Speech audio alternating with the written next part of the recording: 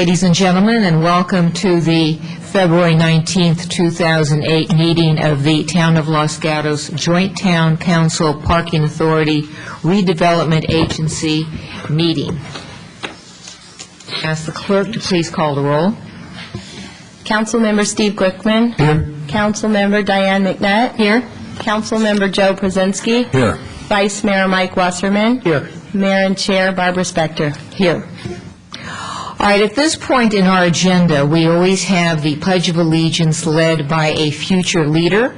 I would like Jonathan Kesh to join me up here.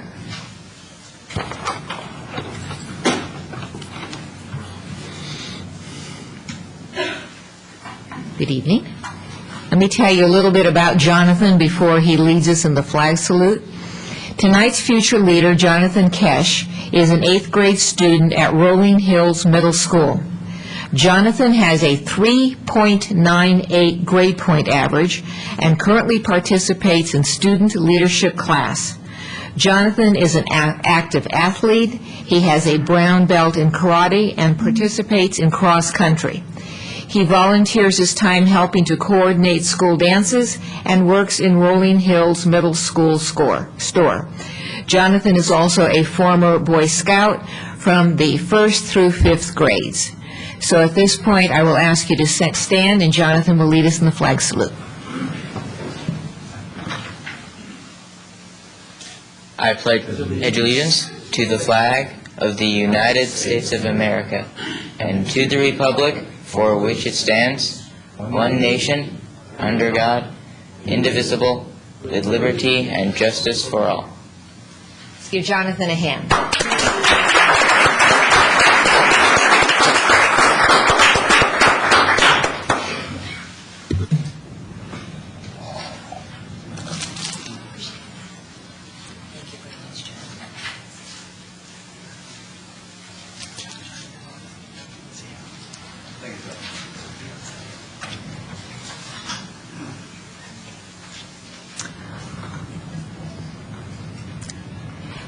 Mr. Korb, closed session report, please. Thank you, Madam Mayor, members of the council, members of the public. Council did meet in closed session tonight on 2 matters. The first was a conference with its labor negotiator concerning ongoing negotiations with the Police Officers Association, that's POA, and also a public employee performance evaluation with the town manager. In both cases, no final reportable actions were taken, and that concludes my report. Thank you.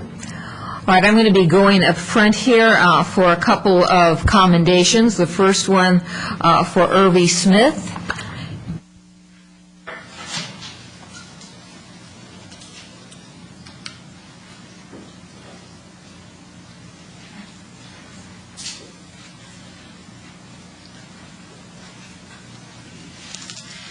Well, first of all, I should say that I have heard of this woman for a very long time, and it is my honor and pleasure to finally get the opportunity to meet you. This is a commendation from the town of Los Gatos.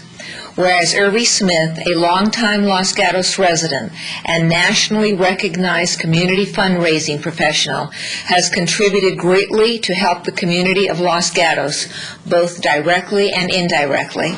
And whereas Irvie Smith's local leadership role over the years has supported numerous community programs in Los Gatos, including raising funds for Alive and Loving Life, A Place for Teens, new recording studio at the venue, and the joint-use Los Gatos High School swimming pool. And whereas Irvie Smith recently retired as executive director of the Valley Foundation, where, for more than 20 years, she led the effort to award $50 million in grants to help improve the health and well-being of Silicon Valley.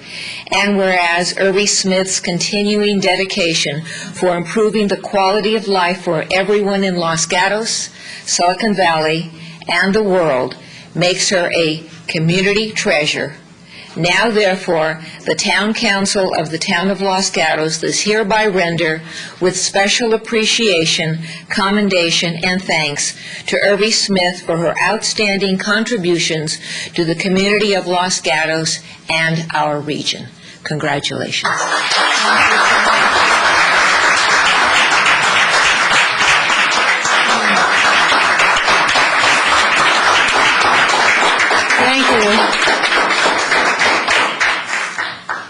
Thank you. This is really super special.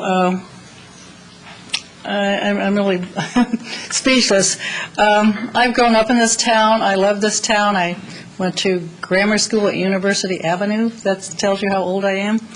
And Los Gatos High School, the most wonderful high school in the world, and raised three fine sons that also grew up and went to Los Gatos High, and one of them, Kyle Smith, is here tonight.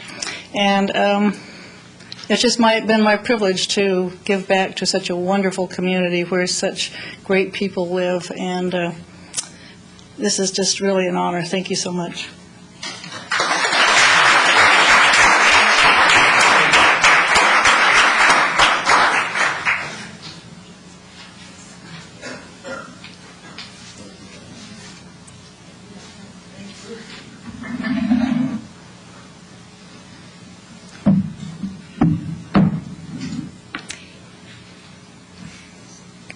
We have another commendation this evening, only this one doesn't come from the town of Los Gatos. It comes from even greater environs, all right?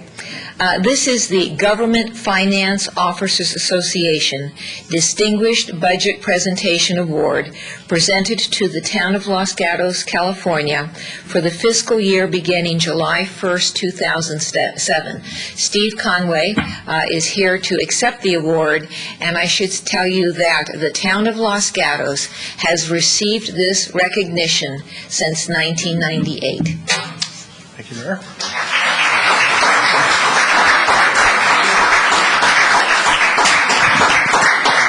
Thanks. As I've always said every year, we're very proud of this award as a team.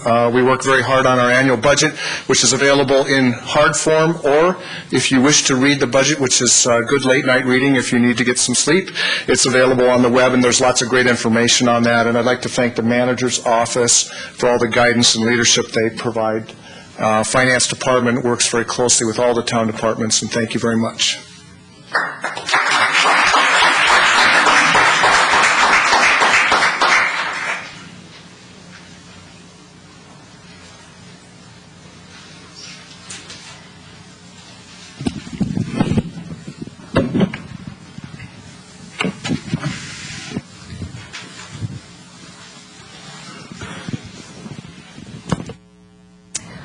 All right, next on the agenda, we have the consent items to be acted upon by a single motion.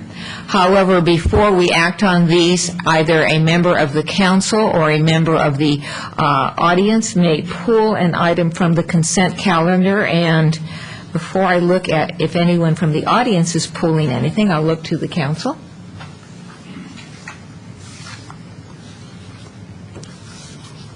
Don't see anything here. Anybody from the audience wishing to pull an item from the consent calendar? Yes. Number 3, number 9. I'm sorry, number 3? Number 9. All right. Please. All right. Number 3 and number 9 have been pulled from the consent calendar. They will be heard after the both the public hearing and the other business.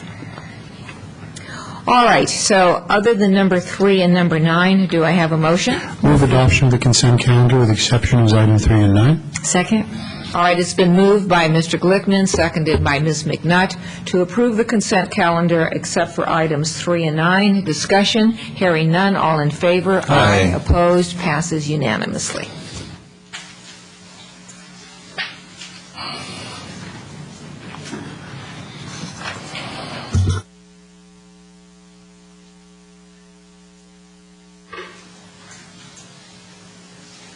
All right, now we are at verbal communication. This is up to 3 minutes, which may be allotted to each speaker to address matters. Verbal communications, up to 3 minutes may be allotted to each speaker to address matters that are not on tonight's agenda. I have one card, Citizen Ray, so you'll have 3 minutes.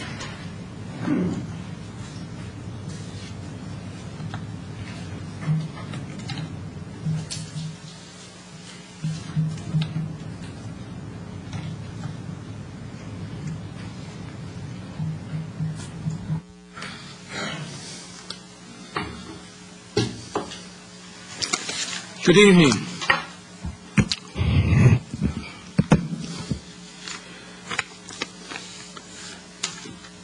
Following comments will be minus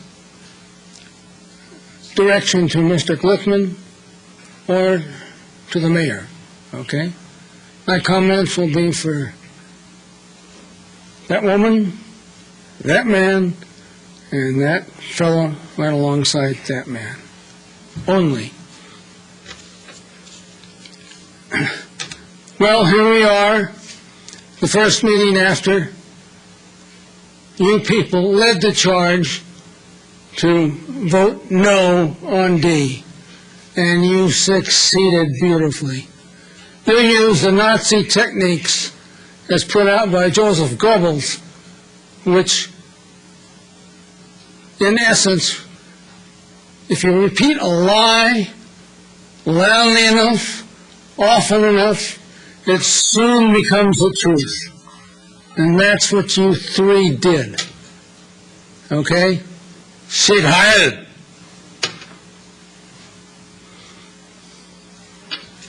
And I want to tell you, the vote yes on D, 4,000 of us strong voted to support skateboard park for the kids of Los Gatos.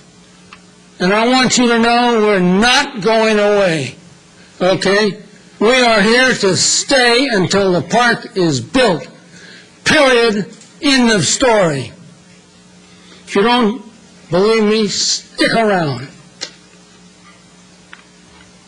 I am so disgusted that you abandoned 2,000 to 3,000 children of Los Gatos to use skateboards. You abandoned them for no good reason. You used money, scarcity of money, lack of proper funding, et cetera, to confuse everybody, except the 4,000. Now, we know Los Gatos is a wealthy local government. In fact, the last month, the town treasury grew by $4 million in 1 month. So how dare you insinuate to the community that we couldn't afford it? How dare you? Evil! As I say, I left Ms. Spector out and this gentleman here because they did not participate in the nonsense, the total nonsense. You ignored the health, safety, and welfare of all the kids. You are relegated to the mean streets of Los Gatos, Thank you. okay? All right, now, no one else has given me a card for verbal communications, and so I will go on to our other business. And I should note, just for clarification, we're going to begin with other business, we're going to go to public hearings and then other business. Agenda item 10 in other business is to approve staff recommendations regarding Art Commission's Music in the Park proposal. A, free the Arts Commission from coordination and attendance obligations associated with the 2 July 4th concerts, the afternoon symphony performance, and the evening dance celebration. B, regarding the Arts Commission's request that the town further underwrite concert series costs $5,000 for July 4th concerts and $4,000 for operational expenses, select one of the following options. 1, request the Arts Commission to include the above costs in its current budget, or 2, refer the funding request to the fiscal year 2008-2009 budget process.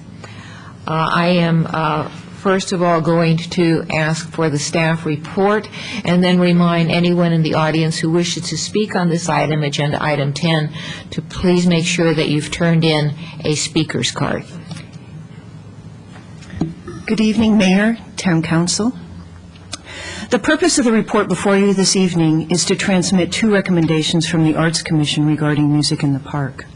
First, the Arts Commission recommends that it be freed from coordinating the 4th of July afternoon symphony concert and the evening dance concert. The second Arts Commission request concerns MIP funding. The Arts Commission would like to reduce its fundraising requirement by eliminating its contribution to the 4th of July concerts and also transfer some of its operating costs to the town. The impact on the town for these two changes would be approximately $9,000. The staff report provides background concerning the recommendations. I'll take just a couple of minutes to highlight portions of that report before going forward with a staff recommendation. Music in the Park, as you know, is a community concert series held at the Civic Center lawn on Sundays during the summer. This highly successful program will be celebrating its 20th season this summer. Through sponsorships, the Arts Commission raises funds to cover all the program's hard costs. The staff costs from the Community Services Department are covered by the town. Since its inception, the cost of the program has steadily increased. The primary cost increase has been for bands. With the increased budget comes the need for increased funds, which in turn translates to more and bigger sponsorships and more work for the Arts Commission.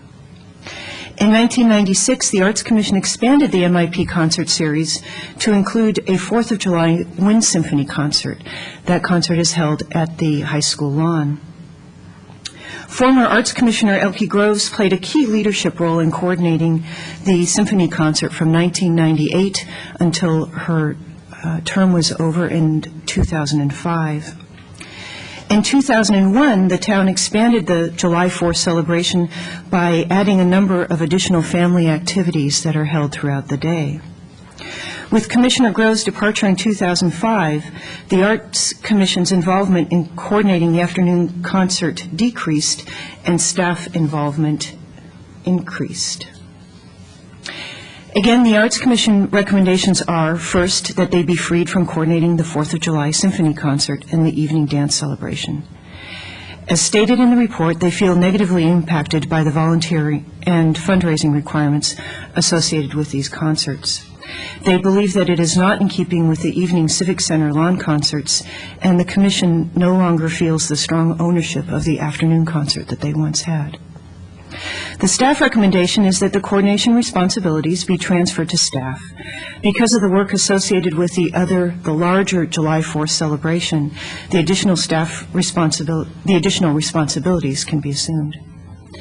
Second, the Arts Commission is requesting that the town replace the arts contribution to July 4th and also cover some of the operating costs. Despite its diligence, the Commission is finding it burdensome to raise funds for the entire concert series. In response to this request, staff has provided two options for Council's consideration. It can either ask that the Commission continue to include these costs in its budget, or it can refer the funding request to the 08-09 budget process. The Arts Commission considered an earlier version of this report without the staff recommendations at its January meeting. I'd like to note that a desk item has been distributed which provides a summary of the MIP budget for the last few years. This had inadvertently been omitted from the report. There are Arts Commissioners in the audience who I believe would like to address Council, and I'm available to answer any questions you may have. Questions from Ms. Falter? Mr. Glickman.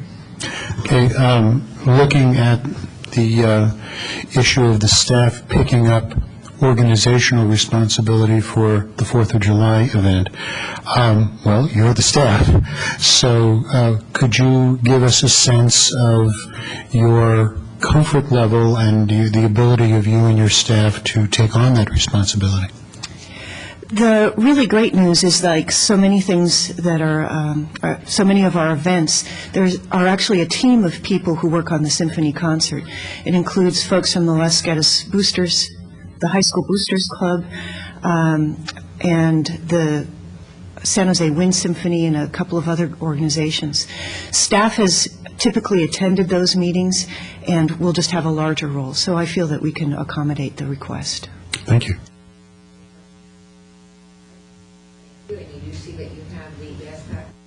You do see that you have the desk item. And anyone wishing to speak, please fill out a card. The first card I have, Penelope O'Neill.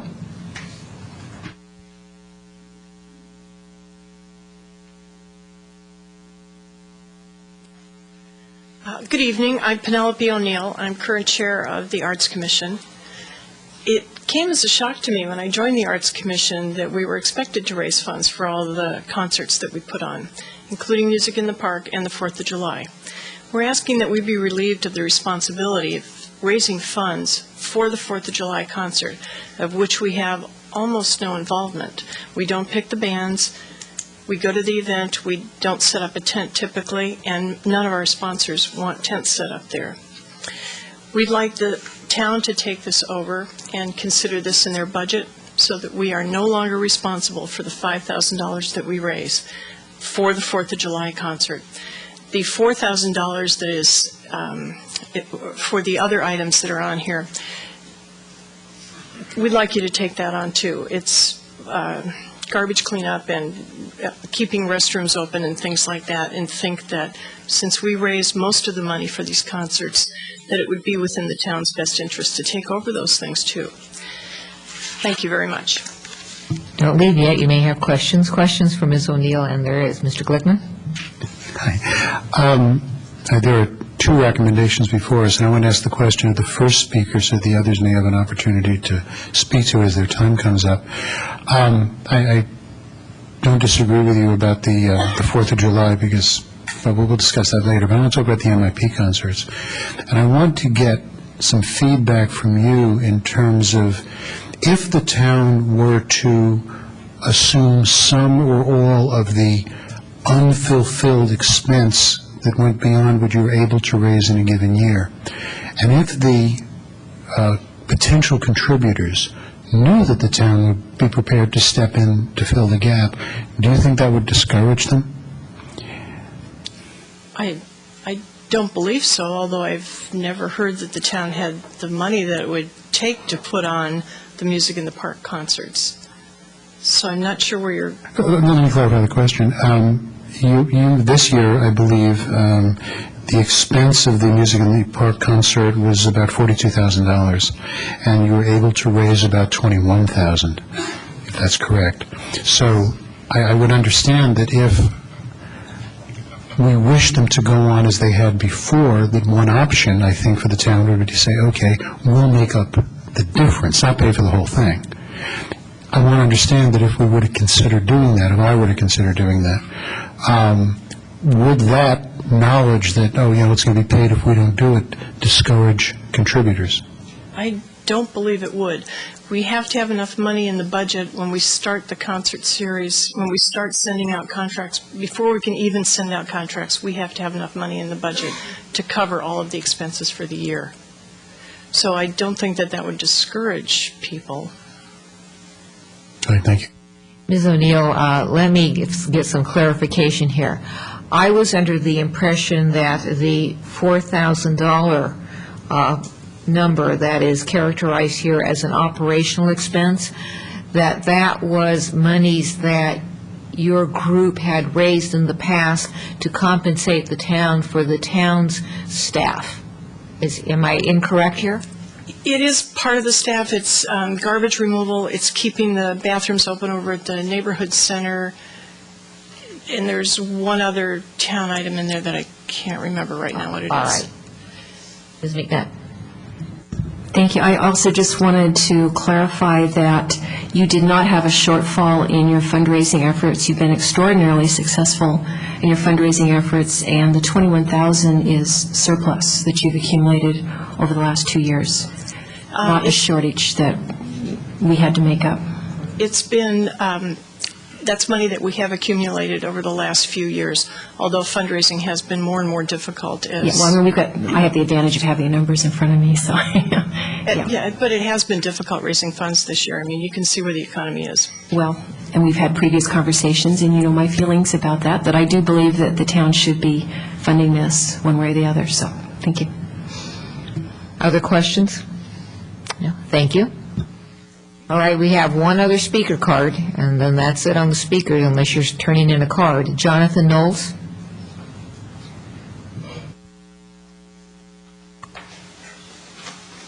Thank you, Madam Mayor, council members. My name is Jonathan Knowles, and I've recently been appointed to the Arts Commission here in Los Gatos. Thank you all for allowing me to serve in the town I love so much, by the way. Having a great time. If I can add to your question briefly, as a new person who's been going out securing sponsorships, people that I've been working with are excited about just being a part of the town. So my feeling is they would be less discouraged. That said, I think it is important for the town to step up in some way to be a part of this.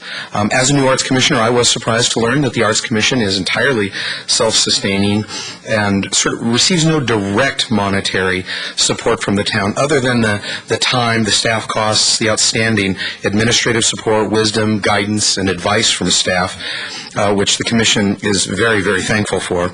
Programs such as Music in the Park are funded entirely by the sponsorships the Commissioners secure from our local businesses. And I'm excited because this is a testament to the commitment of our local businesses to the arts in our town.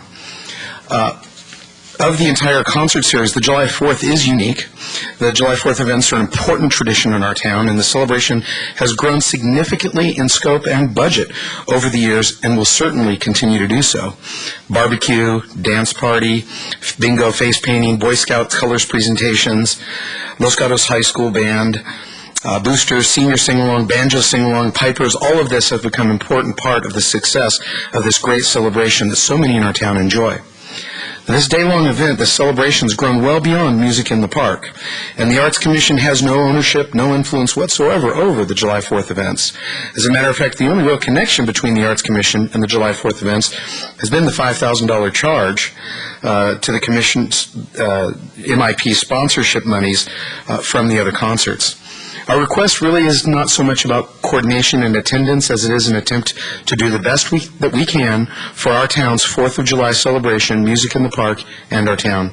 Our request really is that the town recognize this, step up, formalize the town commitment to this important tradition for the residents of Los Gatos, and allow the Arts Commission to focus on what it has direct responsibility for and ownership of.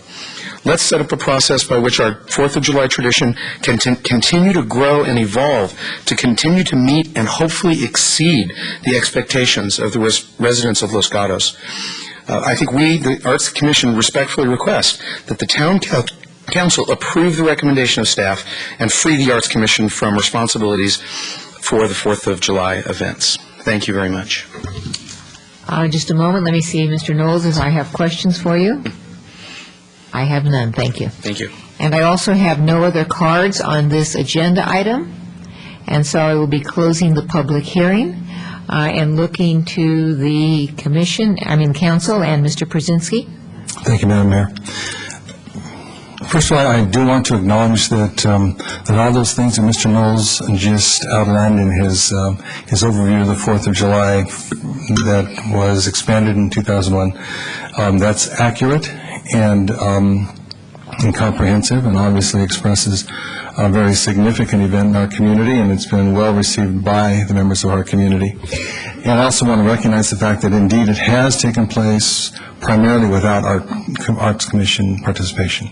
That in terms of all that organization, it's really been done by staff and by the other organizations that have been participants. So I'm not averse to the idea that we pull the Arts Commission away from the 4th of July event, because I think, in effect, it just confirms what's actually happening now.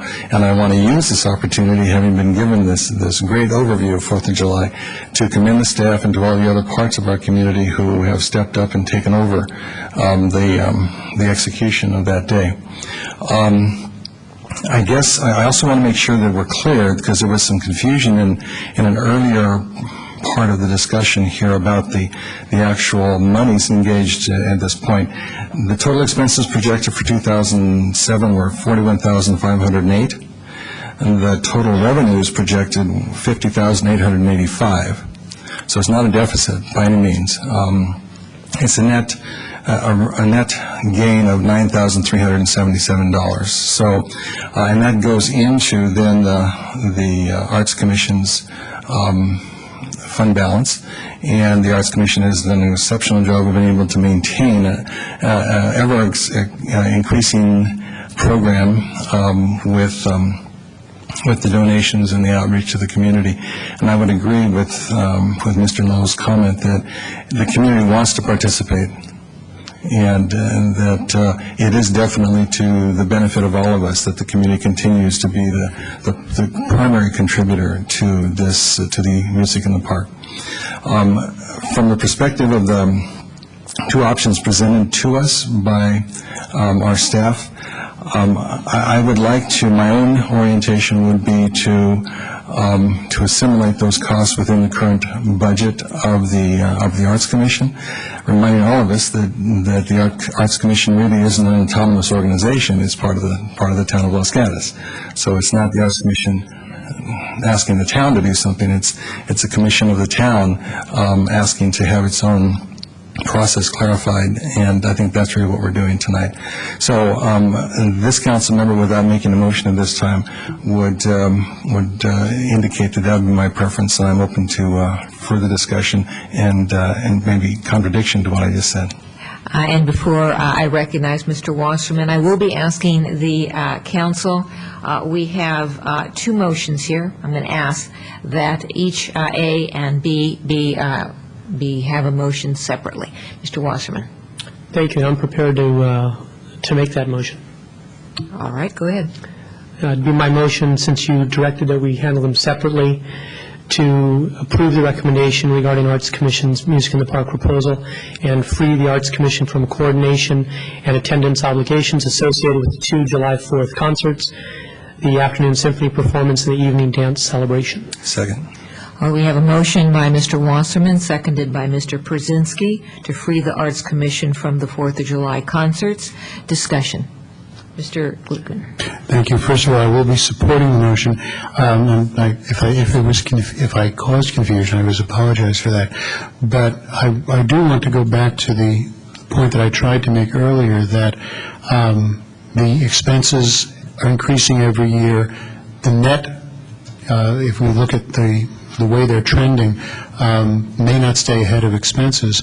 And so I repeat the suggestion that I made that because I think the Music in the Park series is one of the most pleasurable and events that this town undertakes, and something that we take a great deal of pride in, I would continue to recommend that should there ever be a time when for whatever reason, the fundraising is not able to meet the expenses, that the town do take the position that should there be a shortfall, that we would make it good, rather than saying, oh, well, I guess we're going to cut it short this year, or we're going to have to miss some Sundays, or we can't have the level of talent that we'd enjoyed before. So I will certainly support the motions in front of us, but I would also hope that, just as a matter of policy, that the town would always guarantee that whether or not the fundraising continues to be successful to the level of expenses,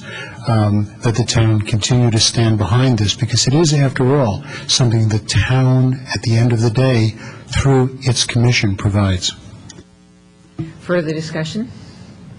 All right. Seeing none, all in favor? Aye. Aye. Opposed? Passes unanimously.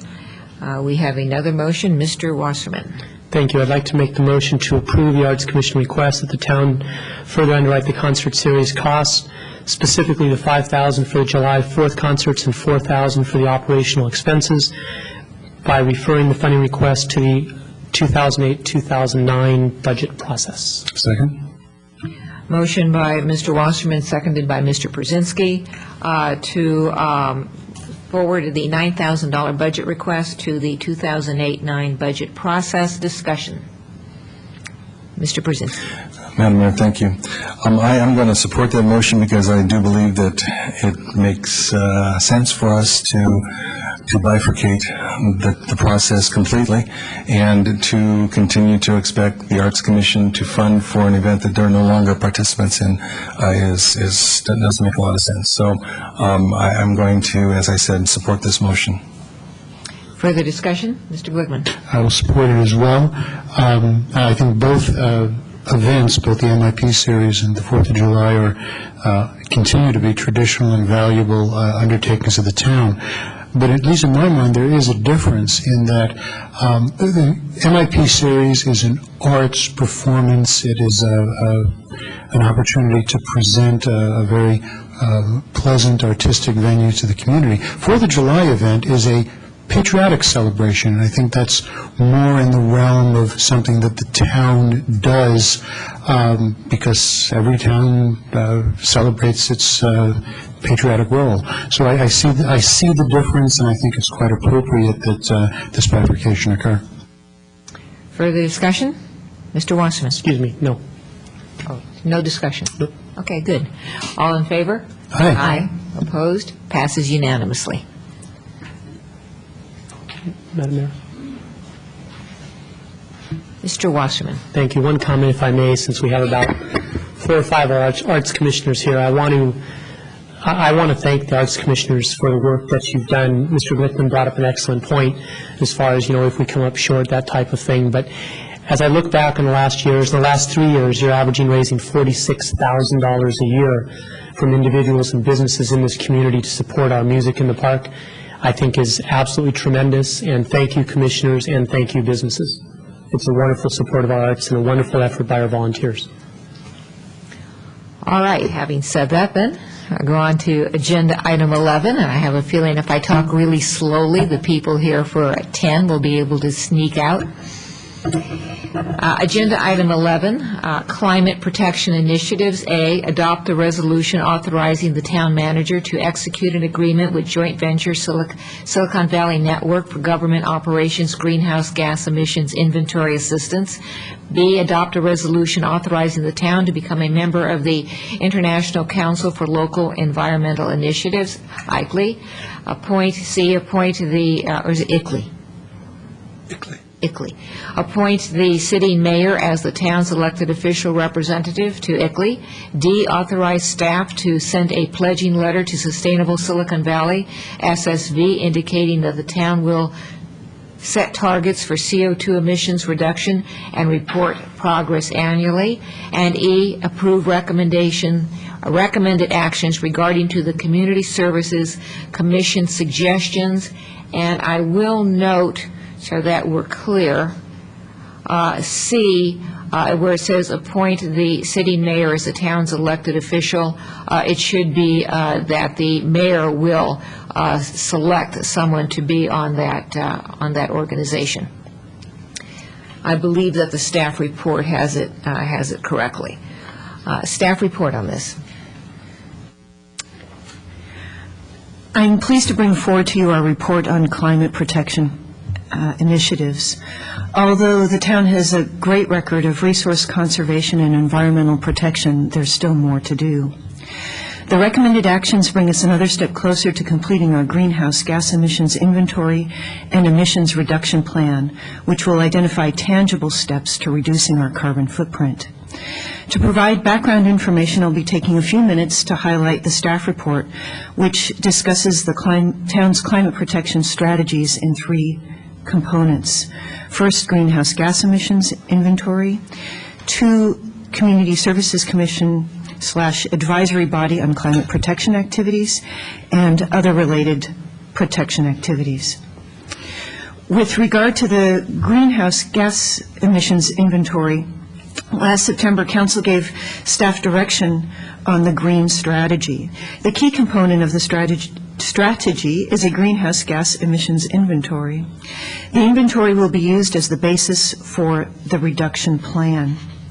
As reported last fall, staff has been working with joint venture Silicon Valley Climate Protection Task Force to develop strategies for reducing the greenhouse gas emissions through a regional greenhouse gas reduction plan and a municipal operations greenhouse gas inventory. The Climate Protection Task Force is a collaboration of about 30-40 cities in 3 counties, and has been, I think, or will be a significant player in this effort. Joint venture has formed a purchasing pool to partner with 2 other agencies ICLEI, and Sustainable Silicon Valley to provide the inventory and consulting services. The great news there is that rather than paying $20,000 to $25,000 for the inventory, we'll be getting the inventory and related services for about $13,000. The 5 milestones of the ICLEI campaign reflect the town's approach to this issue. Their campaign includes the steps that are outlined in the report, and I won't read those. The ICLEI approach, I should add, is a best practice that's recommended by the U.S. Conference of Mayors. The first 4 recommendations listed in the report, from the title as you read, are actions required to contract for and complete the inventory and subsequent emissions reduction plan. To participate in the collaborative effort, the council must authorize the town manager to send a pledging letter to Sustainable Silicon Valley, adopt a draft resolution authorizing the town to become a full member of ICLEI and to participate in the Cities for Climate Protection campaign, adopt a resolution authorizing the town manager to execute an agreement with joint venture for government operations greenhouse gas inventory assistance, and finally, we're required to appoint an elected official as liaison to ICLEI, and staff recommends that this requirement be incorporated into the list of mayoral appointments. If council approves the recommended actions, then staff will complete the follow-up tasks and participate in the kickoff workshop, which will be held in mid-March. Once the study is complete, goals for reducing emissions can be set and targets of opportunity developed. Sustainable Silicon Valley will assist with the analysis of the study results and development of goals and action plans for the future. Results of the town's emissions study will be compiled along with those of other public agencies so that we can better understand the regional picture of greenhouse gas emissions. Working collaboratively, with other public agencies, the town can leverage best practices and work toward a regional approach to reduce greenhouse gas emissions. I'm not going to get points for the number of times I say greenhouse gas emissions. The second part of the report is the Community Services Commission and the larger advisory body on climate protection activities. You'll recall that last September, the council directed staff to have the Community Services Commission provide feedback on our climate protection activities. That was done. We were also asked to invite members of the Parks, Transportation, and Planning Commissions. We did that and had a successful meeting a couple of weeks ago. On page 4 of your report, we have the 5 recommendations that group made.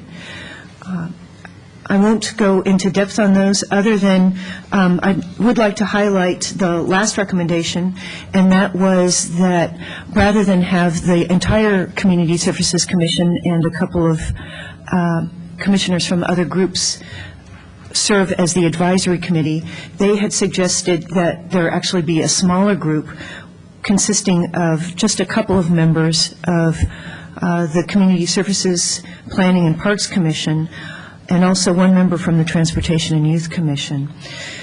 The staff's response and recommendation is that we can accommodate this request. What we'd like to do is continue to schedule meetings on an as-needed basis and have them held just prior or just after the Community Services Commission meetings. The subcommittee would be focused on developing and monitoring the town's green efforts. It's anticipated that the subcommittee would be sunsetted by the end of the calendar year. The third part of the report talks about related climate protection activities, and there are just a few items that I'd like to highlight from the report there. You'll recall that the town has been identified as a green business. I'm happy to report that we now have 9 green businesses in Los Gatos, including the town. As a green business, we're required to not only conserve resources, but also educate our employees and customers about resource conservation. Attachment 5 talks about our plan for the balance of the fiscal year and how we intend to educate our employees about various things that we can do in order to reduce our carbon footprint. The West Valley Greenleaf continues to meet monthly. They've been very successful. As you know, from previous conversations, the committee has received a grant from PG&E. They've developed a website and blogs. They've organized an LED campaign to encourage residents to switch to LED holiday lights, and Montecito was the winner of that campaign. They are currently preparing for a couple of other projects, one of which is to have an Earth Day event in April of this year. The general plan update is another area where we will incorporate environmental issues. There's already been discussion about that, and I know that community development will be taking the lead on that.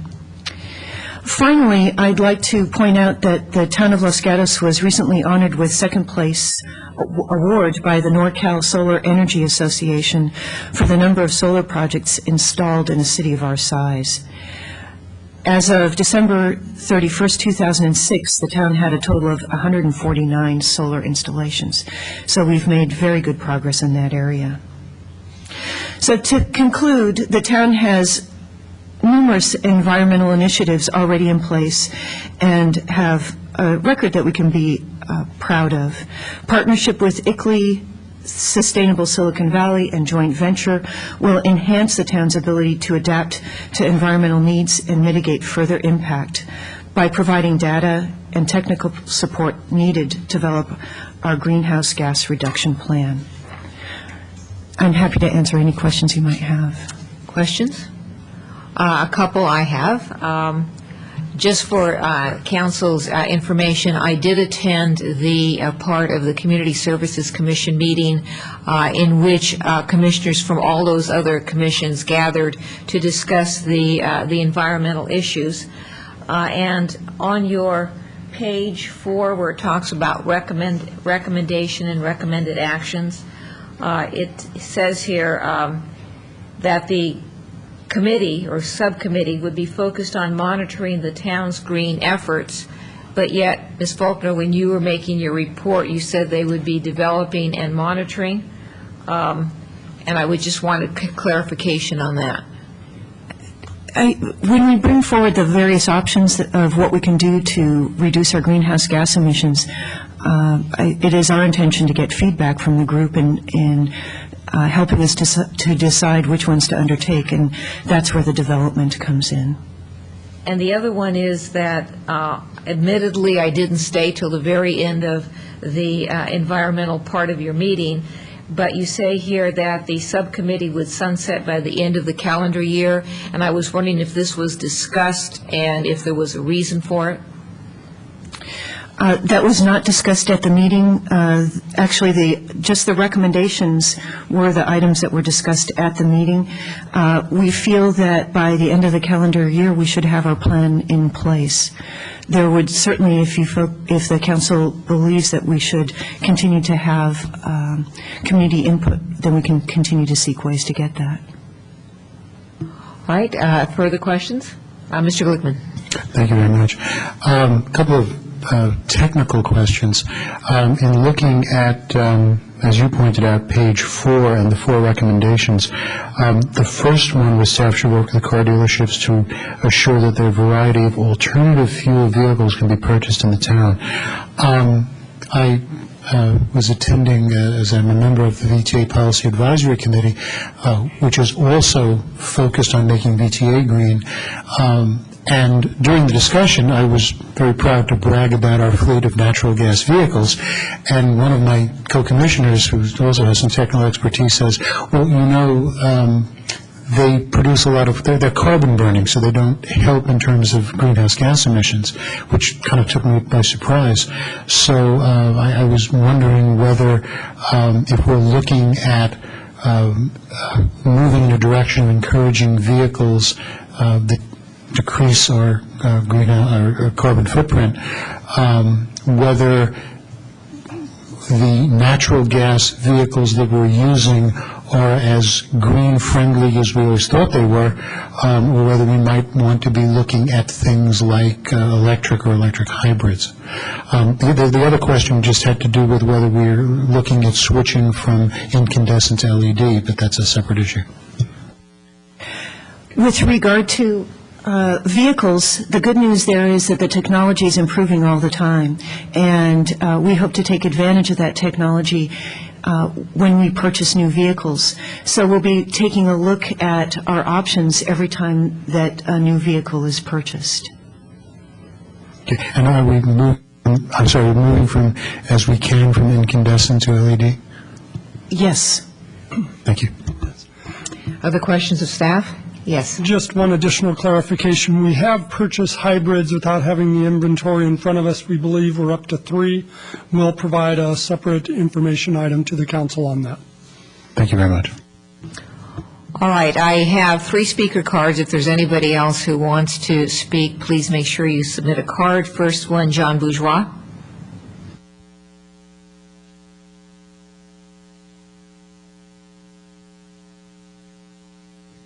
Thank you. John Bourgeois, 420 Alberta Way. And I'd like to first of all commend the mayor and the council and Mr. Larson and Ms. Faulkner on taking a strong lead on this issue. It's important to a lot of residents in town. As a member of the Planning Commission, I attended the Community Services Commission meeting, and there was a lot of passion for this issue and a lot of expertise, actually, on our volunteer commissions. And I was very happy to see that meeting come together. In reading the staff report, though, I was a little surprised at the sunset of that commission after 1 year. And as we all know, this is a huge issue. It's not going to be solved in a year. But after hearing staff report, I think I understand that the goal of that is to come out at the end with an action plan.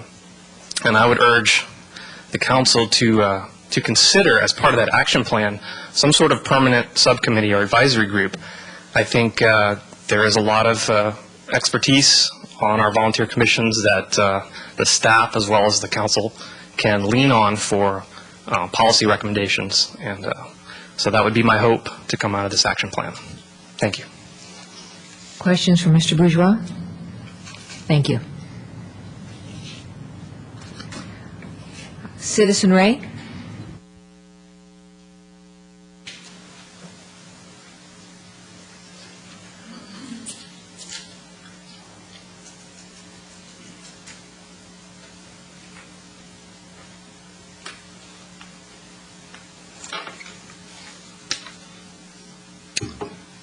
Madam Mayor, and others,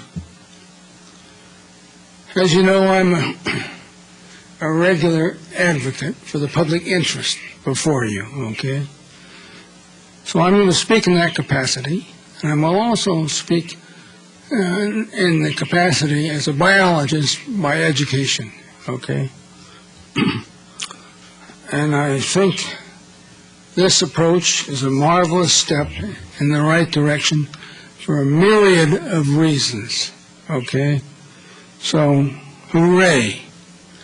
But I want to bring to your attention a fact that I found out about just a couple of weeks ago on the front page of the Mercury News. It had a report on carbon dioxide emissions in the Bay Area. The top emitters were, of course, the refineries. But the very next non-refinery huge emitter, over 1 million cubic yards or whatever they measure it in per year, was none other than our neighbor, the Hanson Permanente cement plant right over here in Cupertino. And I've been wondering where the stink would come from late at night. And when I lived in Contra Costa, we always knew the refineries would dump all their obnoxious gases at night when we were sleeping. We always knew that. We had to get equipment up on the fences to find out how much. And that's how we got them, finally. So I bring it to your attention. The Permanente plant at the end of those railroad tracks in Winchester. It's that close. So let's get on them. Okay? Let's get a readout as to what's going on. And the prevailing winds at night, are coming that way. I think we have an answer for the stink in Los Gatos. Thank you. Thank you. All right, the next speaker, Edwin Sayer.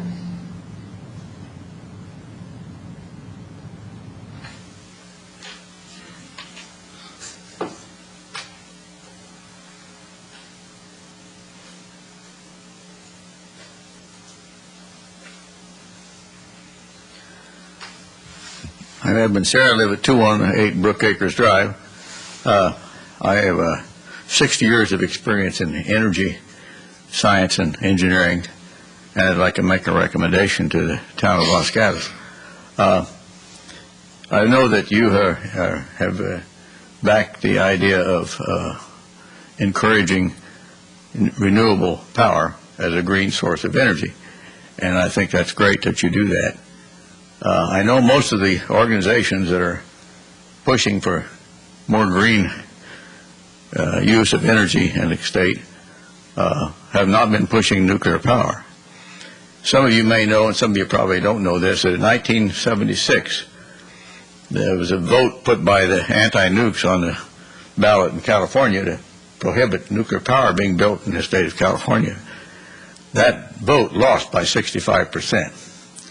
Within the next month, the California legislature passed a bill that said we cannot have any more nuclear power plants built in the state of California until the federal government has a licensed storage facility like Yucca Mountain and a licensed reprocessing plant.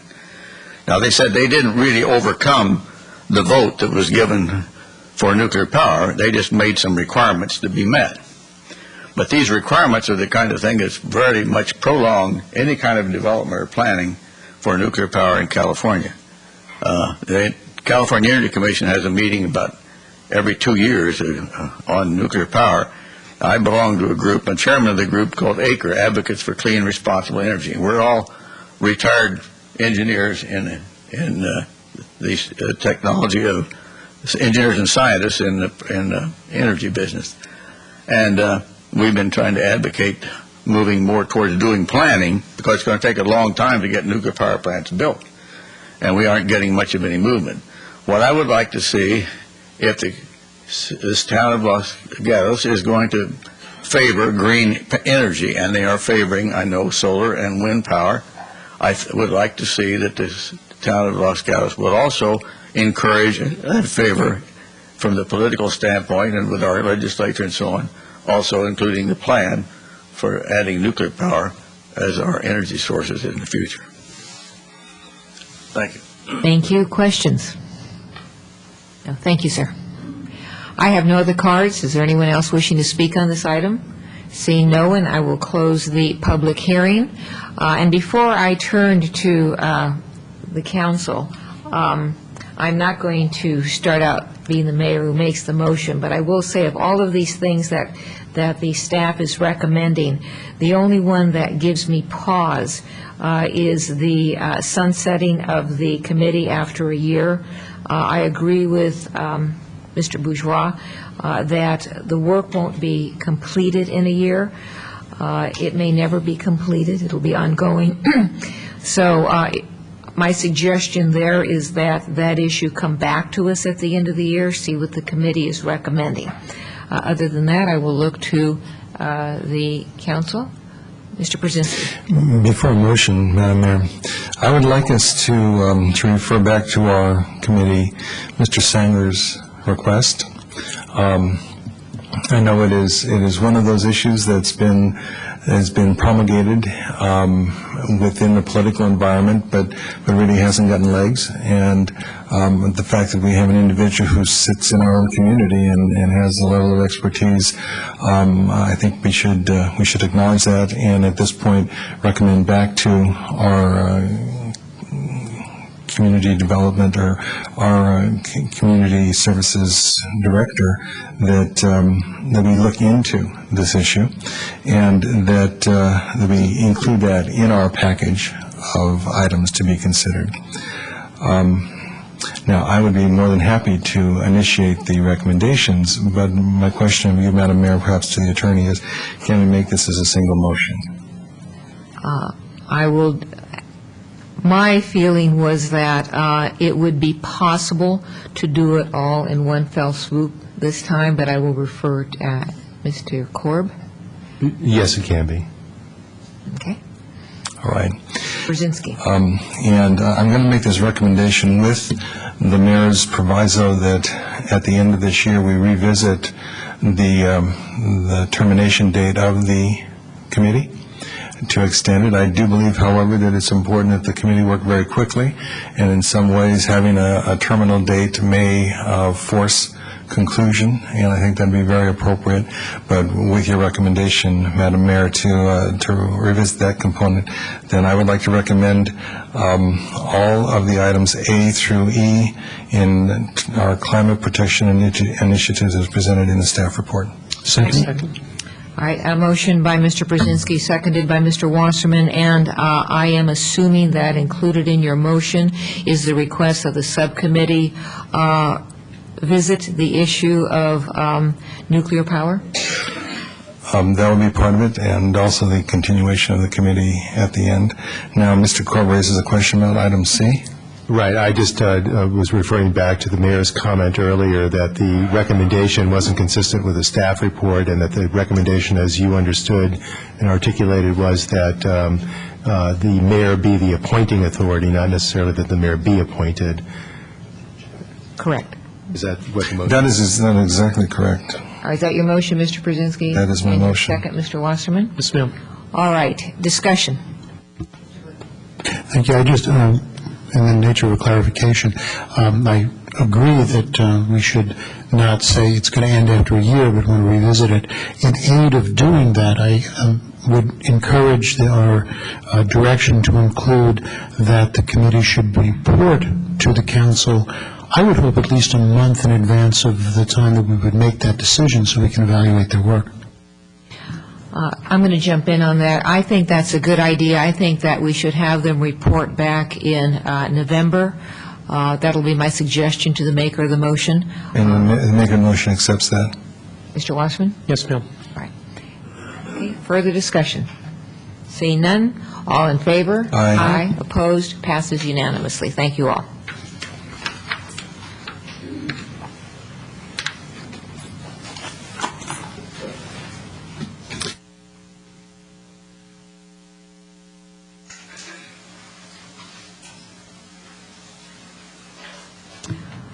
Now we are going to public hearings. Agenda item 12, adoption of a resolution continuing certain department fees, rates, and charges, and amending certain fees, rates, and charges for fiscal year 2008-2009. Mr. Conway. Thank you, Mayor Spector, members of council. Good evening. My pleasure to be here again tonight. I'll try to cover this as quickly as I can, but not skip any of the important, pertinent facts regarding our fees. If we can go ahead and move. Just the rationale for our annual fee adjustment, our fees are maintained to provide a cost recovery based upon the cost of the town providing service. To comply with the mandate, the town reviews this cost, and we've been doing this annually. We have a legal requirement that our fees are not in excess of the cost to provide the service that we adhere to.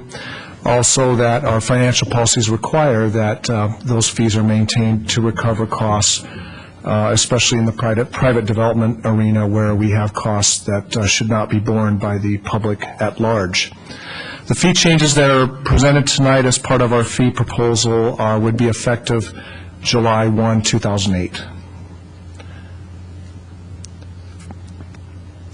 The staff report tonight has highlighted that council and the public has access to, highlights the selected fee changes.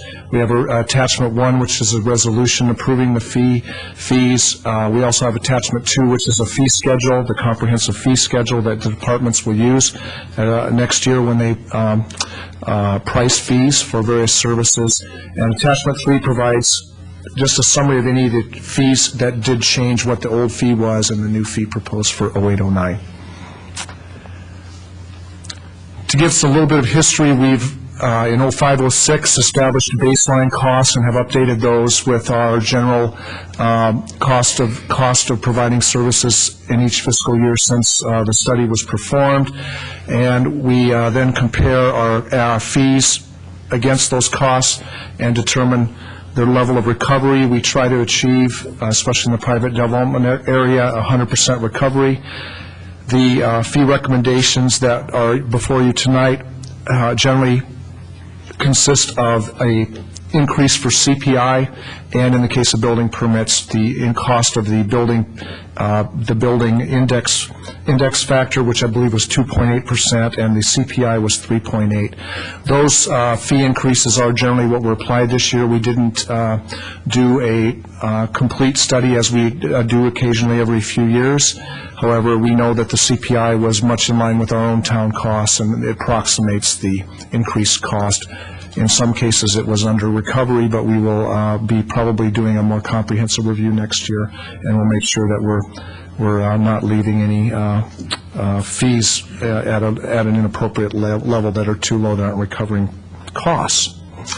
In the case of certain fees, and I will express those would be like our library fines and certain fees that are shared across the region, where we know, for instance, a 25-cent a day per item fine is not necessarily intended to recapture the entire cost of restocking an item or that sort of thing, but we have a regional fee that's appropriate, and most cities are now charging library fines of approximately 25 cents a day. So the library in that case recommended no fee change. So when we are at a market rate, we do not, in this staff report does not propose any changes to those types of fees that are at market.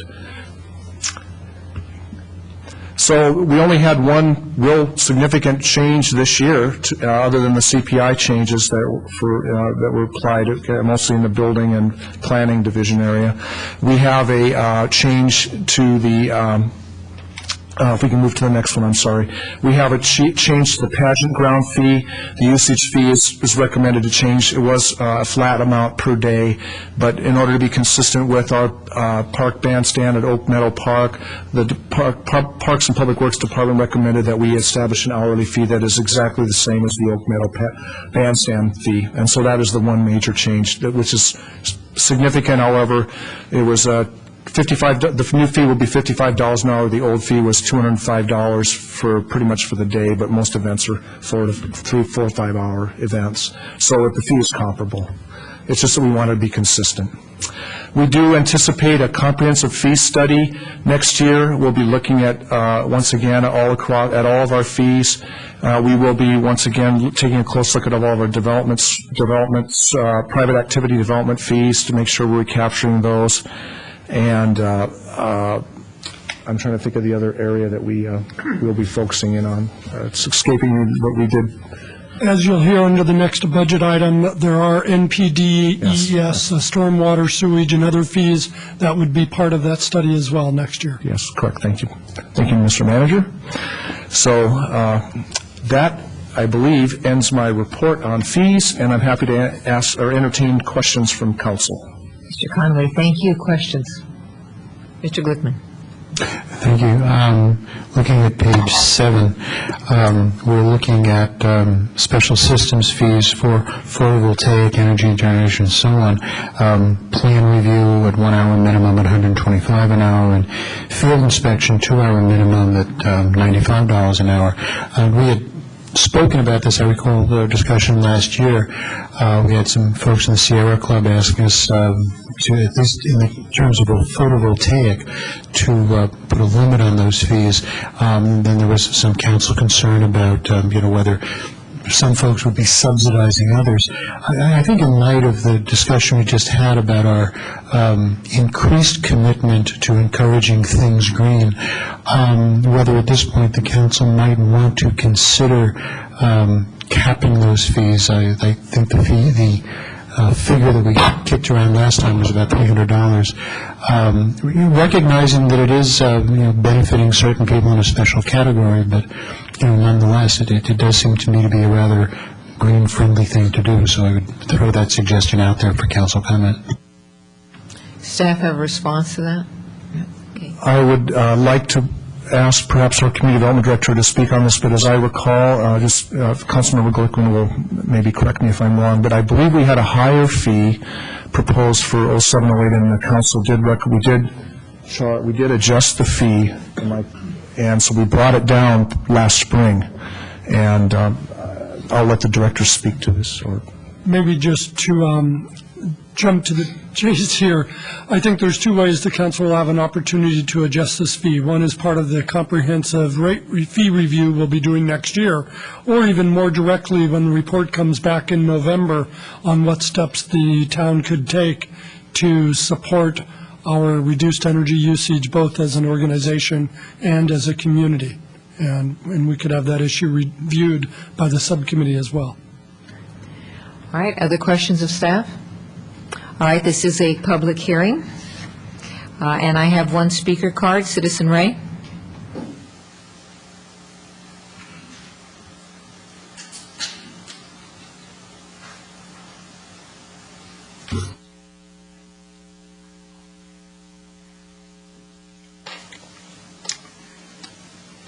Yes, delighted to see this item on the agenda. I want to tell you about what happened to me recently, okay? I saw fit to put up $300 of my money to do an appeal from the split vote on the Planning Commission on a land use application, okay? The appeal was to go to the town council. And I refused to pay an additional $500 for the verbatim minutes. What do I need verbatim minutes for when the regular minutes of the Planning Commission under the new lady, Arlene Hombo, are terrific? You read the minutes. If you weren't at the meeting, you know exactly what happened. The gist is all there. So I said, I don't need $500 worth of verbatim minutes when I have these marvelous archival minutes from the planning department, okay? And guess what? Mr. Korb sends me a letter that says, since you refuse to pay the $500, here's your check back, and you no longer have an appeal. Democracy died on the spot, courtesy of this man, Korb. So I bring it to your attention, for any of you that are fair-minded, understand what American democracy is all about. When the people are silenced through punitive actions such as this by Lortz and company. Lortz was the guy that initiated this, okay? And the whole idea is to keep appeals down and keep the people quiet. And when are you going to do something about this man and this issue? So I bring it to your attention. Now, I want to see if anybody cares. Is anybody there? Does anybody care? We'll see. Thank you. I have no other cards. Seeing no one coming forward, I will close the public hearing and turn to the council for a motion.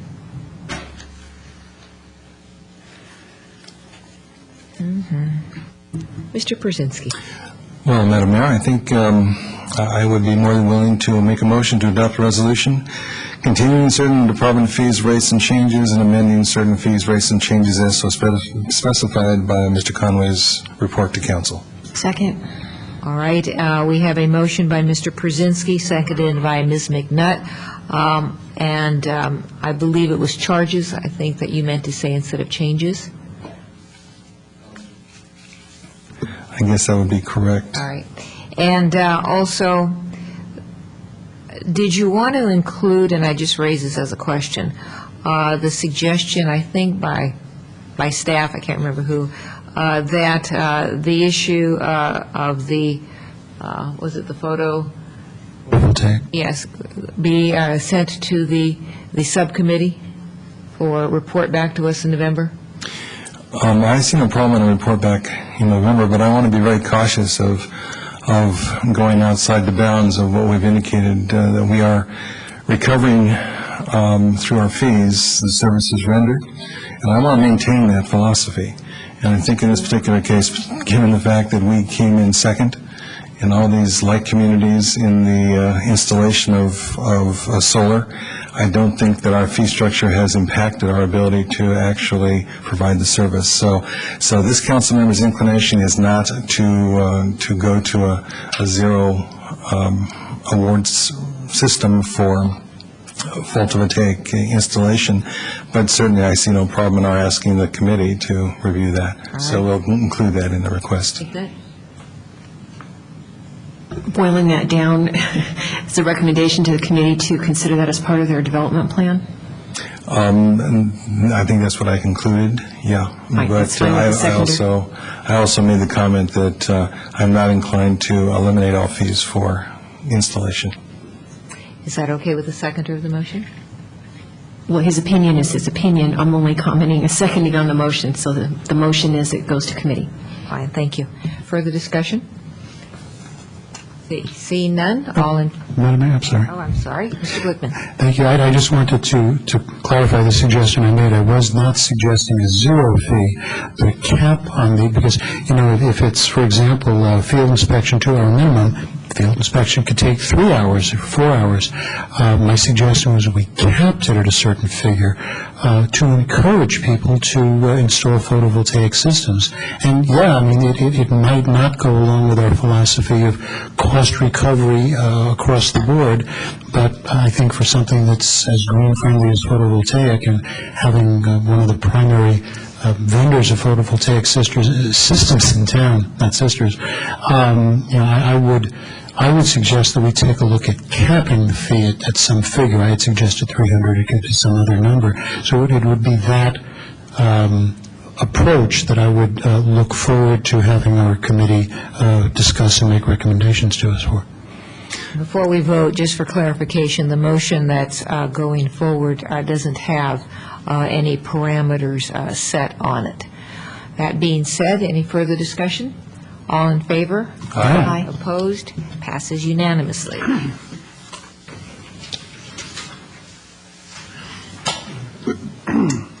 All right, now we're switching back to other business, agenda item 13. This is the 2007-2008 mid-year budget performance and status report, 6 months ending December 31st, 2007.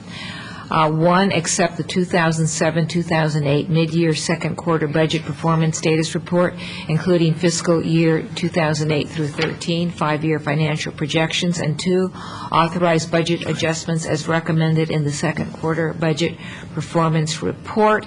And Mr. Larson will be giving us a report on this. Madam Mayor, members of the council, actually, I'll just be introducing the report, and then our finance director, Mr. Conway, will provide the detail. While the only action before you tonight is adoption of changes related to the mid-year budget report and changes to get us through the current fiscal year, we are using this as an opportunity, as has occurred in prior years, to give you an update on a preliminary 5-year forecast for the town and early issues we've identified for the development of next year's budget. No action is requested on the 5-year forecast or the early budget issues, but we thought this was a good opportunity to raise for the council and public the issues that we are now reviewing and looking at. So the report will be a mid-year report, a 5-year forecast, and an identification of early issues for next year. And this entire report will then be followed by Daniel Surden providing an economic vitality report as the next agenda item. So, Mr. Conway. Thank you, Mr. Manager, and once again, Mayor Spector, members of the council, glad to be here again tonight to talk about the fiscal year 2007-8 mid-year budget report.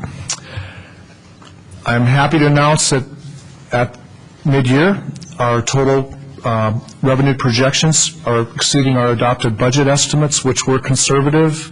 We tend to budget our revenues a little conservatively, but I'm happy to say that and I'll give some details, but we do expect that we will be exceeding our budgeted estimates for 07-08 in certain key revenue areas, and those are most notably sales tax, franchise fees, and TOT. Both all are exceeding our estimates for the year, and so we can move to the next slide.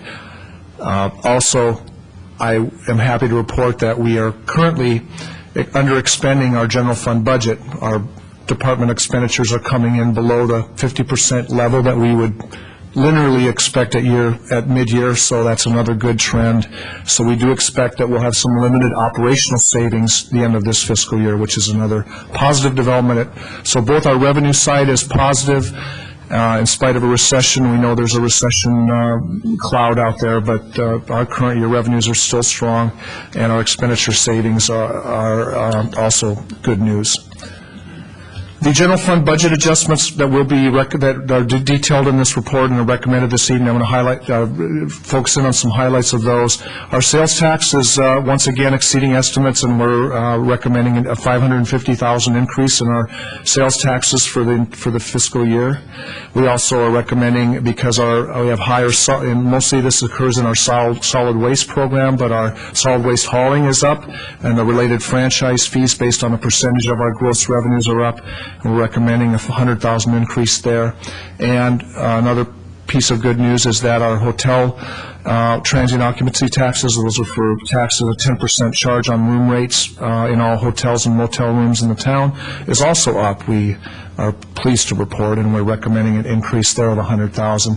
And we have other smaller revenues, which are detailed in the report, that total to $27,500. One I would like to point out, $7,500 of that is our new massage ordinance fees that we're starting to collect, seeing some new revenue coming in on that, which council approved in November, I believe.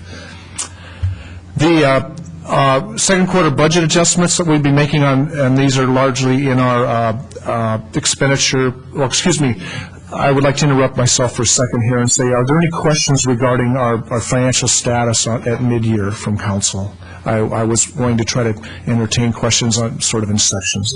All right, so you're finished with mid-year, and you have questions on that? Yes, our mid-year. I did want to point out also that I think I have another slide to talk about our year-end projections in terms of our reserves. Can we go to the next slide? I don't think that may not be be in here, but oh, there it is. This is the slide I wanted to point out. Looking at our increased revenues and looking at our savings, we do anticipate a moderate amount of operating surplus when we finish the fiscal year. We right now are projecting a $1.3 million revenue above expenditures in our operating budget.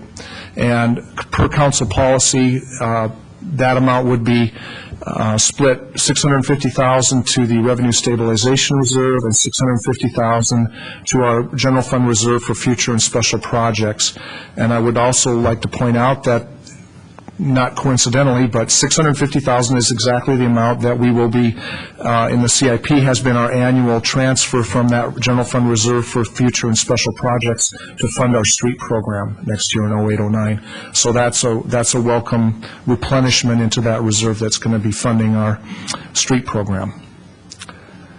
If we could go back now, I would like to entertain any questions regarding our current fiscal situation for this fiscal year from council on any of the items in the report in terms of the budgeted revenues, requests or adjustments of those revenues, or the budgeted expenditures that were budget adjustments regarding our expenditures. All right, do we have questions on that limited issue? No? Okay. If I could, and I meant to say that the next section I would like to talk about are some highlights of our general fund budget adjustments that we're recommending.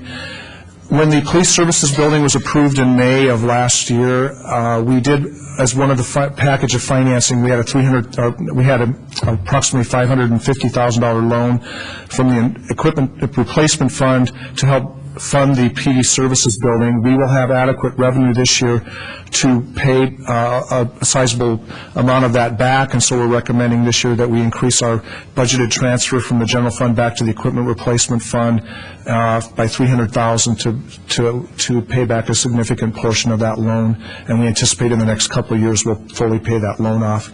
But that money was critical in getting the funds together, the $8 million we needed for the police services building for that project.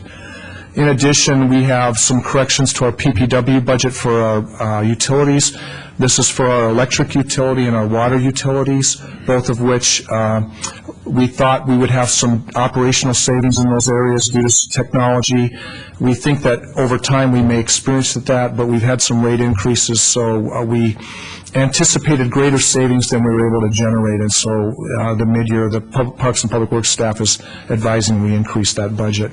We also, as council is aware, had a very significant storm a few weeks ago, and we've had some operating budget impact, and this is for a variety of things like traffic signal controllers, various small pieces of park equipment and that sort of thing that were destroyed by the storm.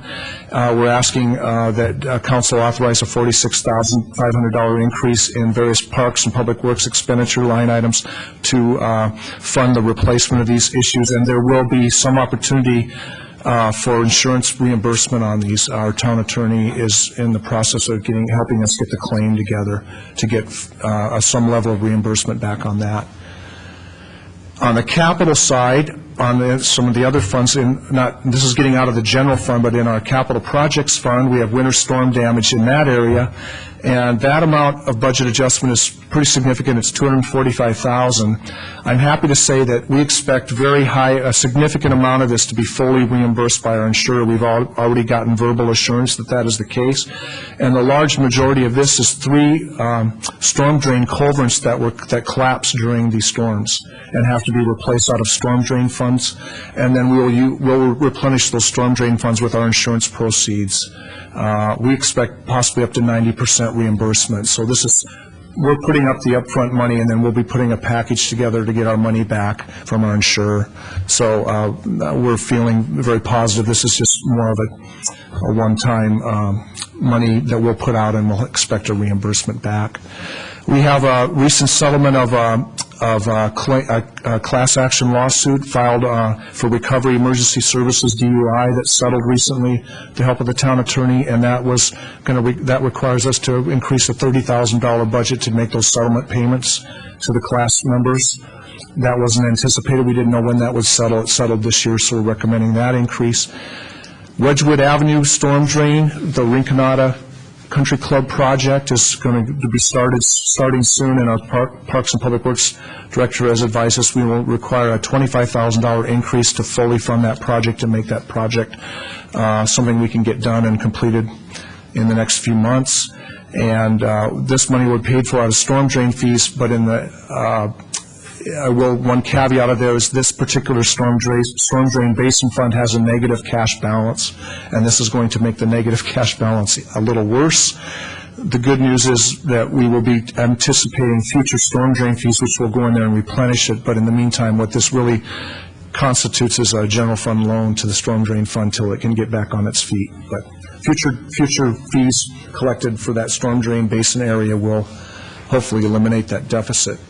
And then we have a Oak Meadow turf rehab project that's funded entirely out of developer Dr. Solof's deposit, and that's a $20,000 increase. We need to get that in the budget. If there are any questions on the budget adjustments, I'd be happy to cover those now. Questions on the budget adjustment? Seeing none? Okay. Go ahead. And I'm going to move now to our, if we can move on to the update that we do. Before we start our fiscal year 08-09 budget process, the first thing we do in the finance department is update our 5-year plan. It's a very detailed plan where we have all of the salaries, benefit, cost projections, all the various utilities, all the town major cost categories. And then we do a very careful assessment of our revenue situation and try to project that out. And so we have done that work, and this provided us the direction we needed before we could start making recommendations for the 08-09 budget. But this slide is of particular interest because this is our general fund 5-year financial plan, and you'll notice that the red line is our expenditure trends, as we are with the organizational structure that we have in place as of today. You can see that the red line starts to cross in fiscal year 10-11, where we cross and we have an operating deficit occurring. And the green line is the deficit between the red and green is with our current revenue structure as is right now. Now, we have backed away some of the some revenues we know that have gone away, some car dealerships and those sort of things. But it does include our internet retail and our various, and some of our other strong performers. That's the green line. Our town manager provided a great suggestion. Let's take a look at what that deficit might be if we didn't have an internet retail sector that's doing so significantly well. And that's the blue line. So that would be, if we lost our internet retail sector as a contributor, the potential that we may be facing in the future. So we're aware of this issue. This did inform our budget development for 08-09, that we see that there's a trend there that we have to keep our eyes on and always be aware that the green line we hope that that's an ongoing reality for the town, but we're also cognizant that it may not, and we may be in a blue line situation at some point. And so we're never losing sight of that. And this slide just says, let's take a look at our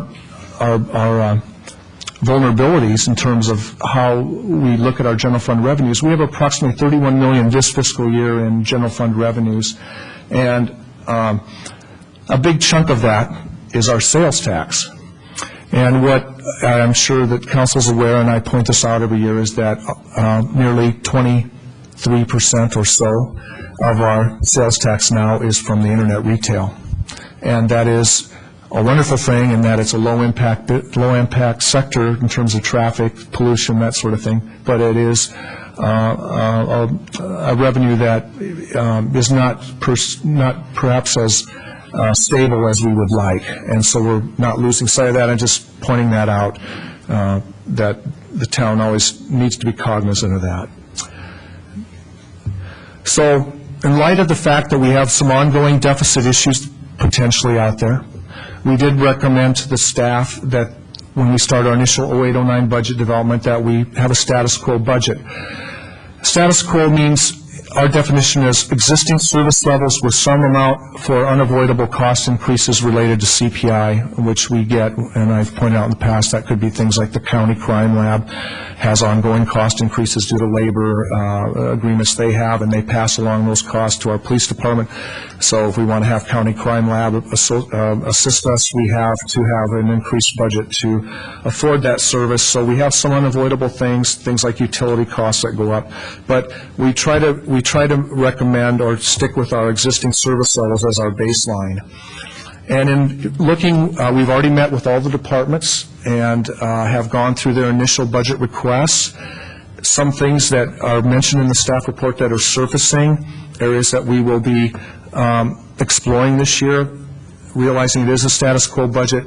There are just some things that are surfacing as very key critical issues that we're trying to address. One is in the PPW, council's aware that there is a assessment going on in terms of service delivery and resources in the Parks and Public Works area. We expect some recommendations coming out of that, and there may be an opportunity to try to fund a key deficient service area that is deficiently funded. We are looking very closely at that. In terms of our police department, we have had we lost a school resource officer in one of our earlier budget cuts, our budget reorganizations, and that was a collateral assignment. There has been a strong interest in schools to restore that position. We're looking very closely at that. We have up in our administration area, we're looking in the legal services area. There is a continuing evolution up there in terms of how best to establish a good service delivery in that area, including the town manager, finance, and clerk and legal. And there may be some small, those are not large dollar funding issues, but there are some potential opportunities available that we'll be bringing forward most likely in May. Some unavoidable costs. We have a stormwater permit that we'll be dealing with. That's the requirements for our runoff water and the monitoring of that. One of the things the manager pointed out is that in part of our assessment of fees next year, we hope to be able to recapture we see some significant costs building up in that area, but we hope with our fee study next year that we'll be able to make sure that the fees that we capture on some of the development issues that involve runoff from construction, that sort of thing, we'll be able to recapture some of that cost escalation that we know we've been advised is coming. We have regional interoperability project that is referring to the communications in our public safety countywide.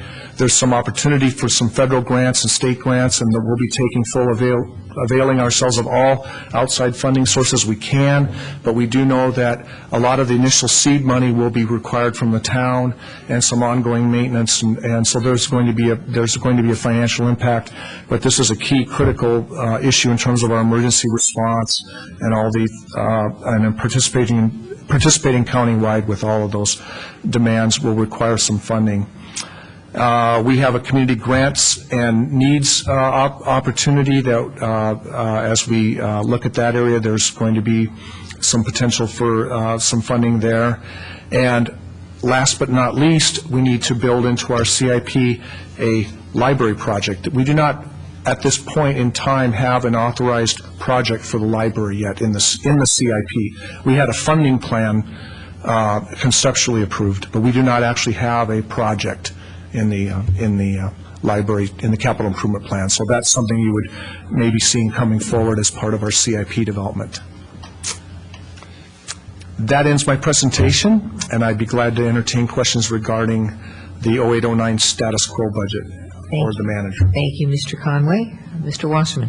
Thank you, Madam Mayor. And I've got two questions. On the agenda report, page 5, I just wanted confirmation. It talked about the current fiscal year 0708 includes a net 21.2 full-time equivalent defunded positions. Yes. With an annual salary and benefit of $2.3 million, which to me comes out to be $108,000 a person.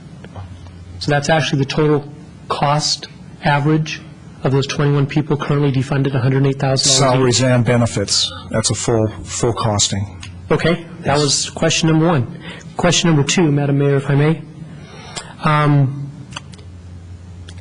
Your opinion tied into all this. We've got 2 COPs, certificates of participation, one from about 15 years ago, 1992. And as I was reading in another report, that's due in 4 years. The interest rate on it is 5 to 9%. Just as a financial planning, with the interest rates that we're earning and the debt that we have, does at some point in your presentation the recommendation that we pay off that COP early? Refinance it? Pay it off. Yeah. Oh, yeah. We've looked at the refinancing, and even though there is some opportunity there for rates, the rates that at 91 when that issue was issued, every year that we've looked at it, the cost of issuance, because it's a small amount of bonds, exceeds the cost of issuance with the legal and all the associated costs with that. In terms of a strict bond refinancing, there's no advantage. We've looked at that. However, in terms of paying it off, yes, we haven't looked at that, and that's something we could look at. If I can just throw that out, staff, consider if we're paying 5 to 9%, we're earning 3. Yeah. Thank you. Other questions? Mr. Glickman. Okay, thank you very much. It may be a minor item, but I just want to make sure it's included. A meeting or so ago, we approved an enhancement of one of our hotel facilities. Have you built in the increased expected TOT from the increased number of rooms? Is that already part of the revenue projections for when it comes online? Councilor Glickman, could you be more specific for me in terms of Los Gatos Motor Inn? Oh, Los Gatos Motor Inn. We consulted with our economic vitality manager, Danielle, and she helped us craft that estimate. And Danielle, I don't know if we made any assumptions about the motor inn. I think we assumed pretty much the facility that's in place right now. Okay. Let me just comment, if I might. It's not really a question, that in terms of the school resource officer, just speaking as an individual council member, and I know we were constrained on all sides by the budget, but I consider that a very important resource, and I'm strongly supportive of it. All right, are there any other comments, questions? Mr. Brzezinski. Thank you, Madam Mayor. Would you comment, Mr. Conway, about the impacts of AB 2544 and GASB 45 on our budget projections? Because these are issues that are significant to us, and they seem to be coming to impact at the point when it looks like our budget course is moving into deficit. Yes. I actually, it wasn't that I was skimming over that, it's just I was trying to be brief, but I would love to talk about this topic. We talked about this last spring.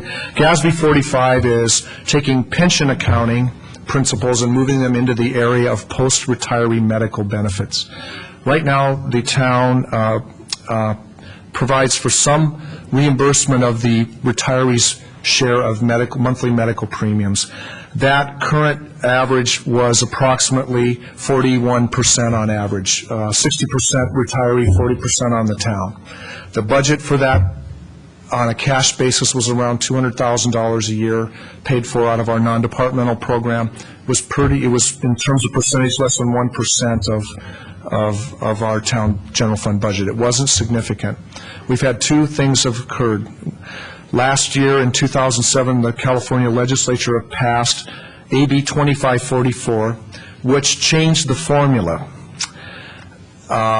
in terms of the share that the town pays. Now, the intention was that the legislature opined that it was always their intention that cities under PEMCA would eventually get to 100% retiree medical contributions. Our old formula wouldn't have gotten there in quite as quick a fashion. With the new passage of AB 2544, a single retiree within 5 years from tonight should have 100%, if this formula stays as law, would have approximately nearly 100% premium reimbursement. For other coverage groups, we have two other ones, Employee Plus One and Family Coverage. They would not be at 100%. They would be more in the range of 80%. But in any case, this formula changed, and this had significant dollar impacts to the town. In 08-09, it's $75,000 additional cost, and it ramps up every year after that. $120,000 of additional costs in the following fiscal year, $164,000 the following. The 6-year total cost increase on the new formula passed by the legislature is $1 million, $1,045,000 for just those 6 years. That's actual payments the town will make under this new formula. That's one huge piece that now this was built into our 5-year plan. These payments are assumed, and these levels of increases are now assumed in our 5-year plan. So we have it in, when we looked at those lines, those numbers are built in for this. It assumes those. We haven't left them off, just to rest assured that they're in there. Another thing that's in there, though, is the actuarial accrual that must occur under GASB 45, which says you also need to provide a amount of cash for people on the payroll now who are young and eventually may retire from the town and start to receive these benefits. You need to start self-accruing costs for that. And those are amounts that are set aside for the day when that payment must be made. Right now, our actuary says, depending on how we approach the funding for this, our ongoing annual liability is somewhere in the neighborhood of $1.7 million to $2.5 million a year with our current benefit plan as it is established today, which is very significant. So we take if we use a conservative number, 1.7, and we get to back away the $350,000 we make in actual payments, we still show $1.3 million or so that we didn't make a payment to anyone. We should be accruing that to ourselves and setting it aside for the day when those people actually leave the town service and start receiving these benefits. Very few cities have the kind of revenue stream. This is also, I want to point out, an issue that is not unique to the town. Every city in the nation is facing this GASB 45 issue, and states and the federal government for that matter. But any government entity is subject to this GASB 45 pronouncement, so it's nothing we're dealing with uniquely. Our actuary will be recommending, and what you saw in our report is some level of phasing in over time. We're allowed a 30-year amortization of this liability. So to make a long story short, of that $1.3 million I said that is really, if we wanted to 100% fund it, we would take the $1.3 million and put it away. That would, if we did that year after year, at some point, that 1.3 would start to drop, and it would become lower over time because it earns interest in this account where it has earnings that accrue to that account. That amount would start to smooth out, and it would be lower than probably 1.3. It would be somewhere $700,000 a year or something like that. But instead of that, what we're recommending, because of just for our own cash flow needs, that we will probably recommend to council as part of the budget in 08-09 is that we start establishing some level of payment of that unfunded, it's called the unfunded actuarial liability. GASB allows this. We're allowed to say, pick a number, 20% of that $1.3 million and set it aside in a trust account. That difference between the $1.3 million and the $260 that we actually set aside in a trust is a liability amount that we would put in the footnotes of the financial statement saying the town has an unfunded actuarial liability of $1.3 million. We're going to fund $300,000 to $400,000 of it. So therefore, the unfunded actuarial liability, which this is just I'm not being flippant when I say this, but it is just a number in a footnote. But it would say there was a $900,000 unfunded actuarial liability at the end of June 30, 2008, okay? Excuse me, 09, because this pronouncement is effective in 08-09. What we have to determine as this plays out is, what concerns us about this is the fact that if we have a liability in the footnotes of the financial statement, the raters, the people that rate our credit standing, will they be troubled by that? What we don't know is what we're trying to be is, with our brethren cities of California, is what level of funding, what level of phasing will most cities try to do. There's very few, except very robustly economically with huge amounts of revenue streams, would be funding this at 100%. Most actuaries wouldn't even recommend that because it's going into an irrevocable trust, and once it goes in, it can only be used for retiree medical. It can't be withdrawn unless the need for retiree medical goes away, then it can be. But as long as there's a need for retiree medical, it has to stay in the irrevocable trust account. That's our understanding at this point.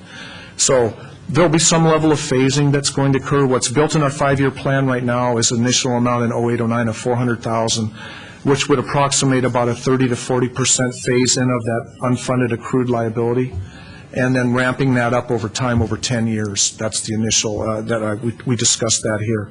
So there'd be a ramping up so that we could adjust to this over time and not have a huge impact to services, yet still recognize that it is a liability down the road that we'll have to fund and provide dollars for. I'm sorry that was long-winded, but it's a very complicated issue. And thank you. Okay. And I'm glad that you enjoy the subject. No, I don't. It's just it is a huge liability, and we are very concerned about it. And we do anticipate probably over time, if this doesn't change, there'll have to be some sort of either change to the plan or some sort of cost sharing occurring, because it's too much. It's a very high burden. If it ran out, I believe our estimates would be 12% of our payroll over time could reach that level. Before Mr. Brzezinski, Mr. Larson. Just one follow-up, Madam Mayor, members of the council. The key point for our budget planning is, without the impact of state legislation and the GASB rules, which it's wonderful to have somebody on the team who enjoys them, we would have another couple years before our blue and red lines cross. And clearly the impact of that federal accounting standard and the state legislation will likely accelerate potential budget challenges, not only for this community, but for every city across the state. Thank you. Other questions? Yes, Madam Mayor, that was exactly my point in asking the question, is that our processes are much more complicated than might be seen at first glance, particularly when numbers like $70 million surplus are bandied about, which is totally naive and does not have a grasp in any way, shape, or form in the way our finances are created and executed. And And there is so much more to this than meets the eye, and I appreciate the expertise that we have in our staff, particularly Mr. Conway, in being able to make all of these adjustments appropriately so that we can continue to be the robust community that we are. So that was basically it for community communication. Before, this is, we can't have public input on this, but I have a question of staff. Before we go to public input, should we have Danielle Certain make her portion of the report? Is that the...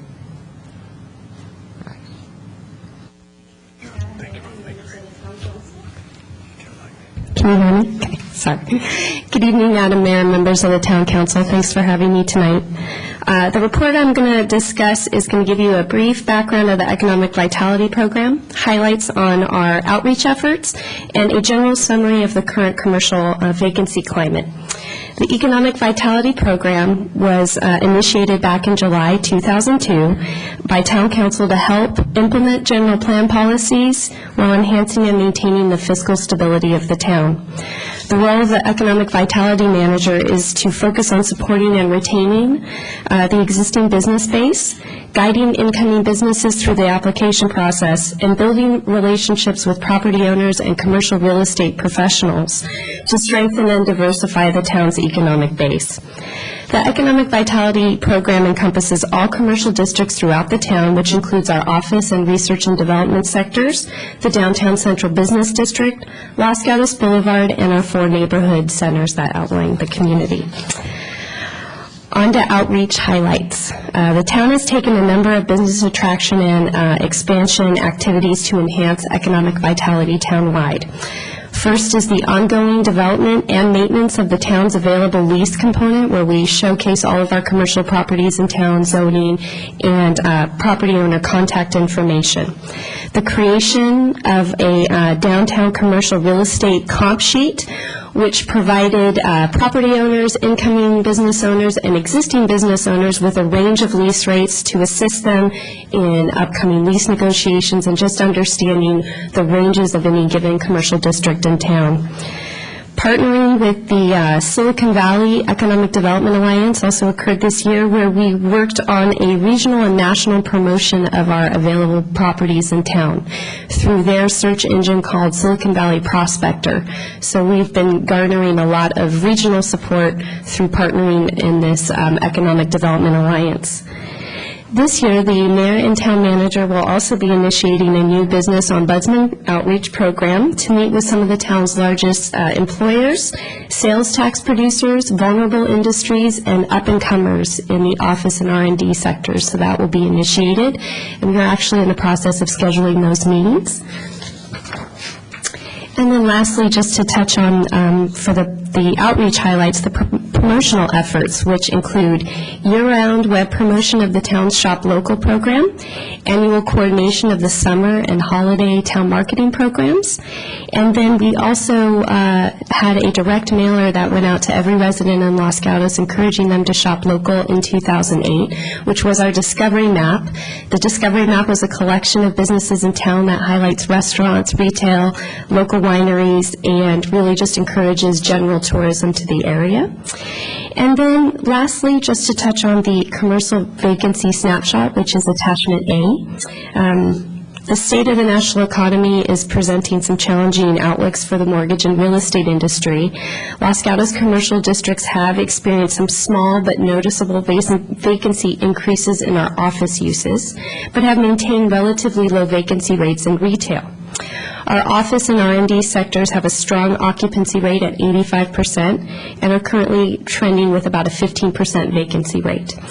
Our neighborhood centers continue to demonstrate strong occupancy rates at 90%, sometimes ebbing up to 95% with a 10% vacancy rate. Los Gatos Boulevard holds steady at 88% occupancy rate and a 12% vacancy rate. The downtown still maintains less than a 5% vacancy rate with only 4 retail sites currently available. This concludes my report, and I'm available for any questions you may have. Questions of Ms. Thurden? Yeah, Mr. Glickman. Thank you for an excellent report from both of you. In terms of comparing ourselves to other cities, I'm sort of hearing that except for downtown, which is running at about a 5% vacancy rate, we're sort of looking at other places in town of 10 to 15%. How does that compare to comparable communities? Are we doing well? Are we doing worse? Are we doing about average? I could speak to, with relation to the downtown, I do know that our vacancy rates are extraordinarily low, and that is driven by our gross sales per square foot. So in the Bay Area, we have one of the most competitive downtowns, and that continues to be a draw for retailers to open up. On our neighborhood centers in the Los Gatos Boulevard area, again, their numbers, gross sales per square foot, are exceedingly strong, and we find that they continue to be a magnet. When it comes to office and R&D, I have done comps within the other communities surrounding, and we're right in there. We're right in that range. We're not overly priced, so I think that those are indicative of larger trends within office and R&D, but I think we're competing nicely. Thank you. Other questions? All right, now we do have the opportunity at this juncture for public input. I do not have any cards. All right, Mr. Davis.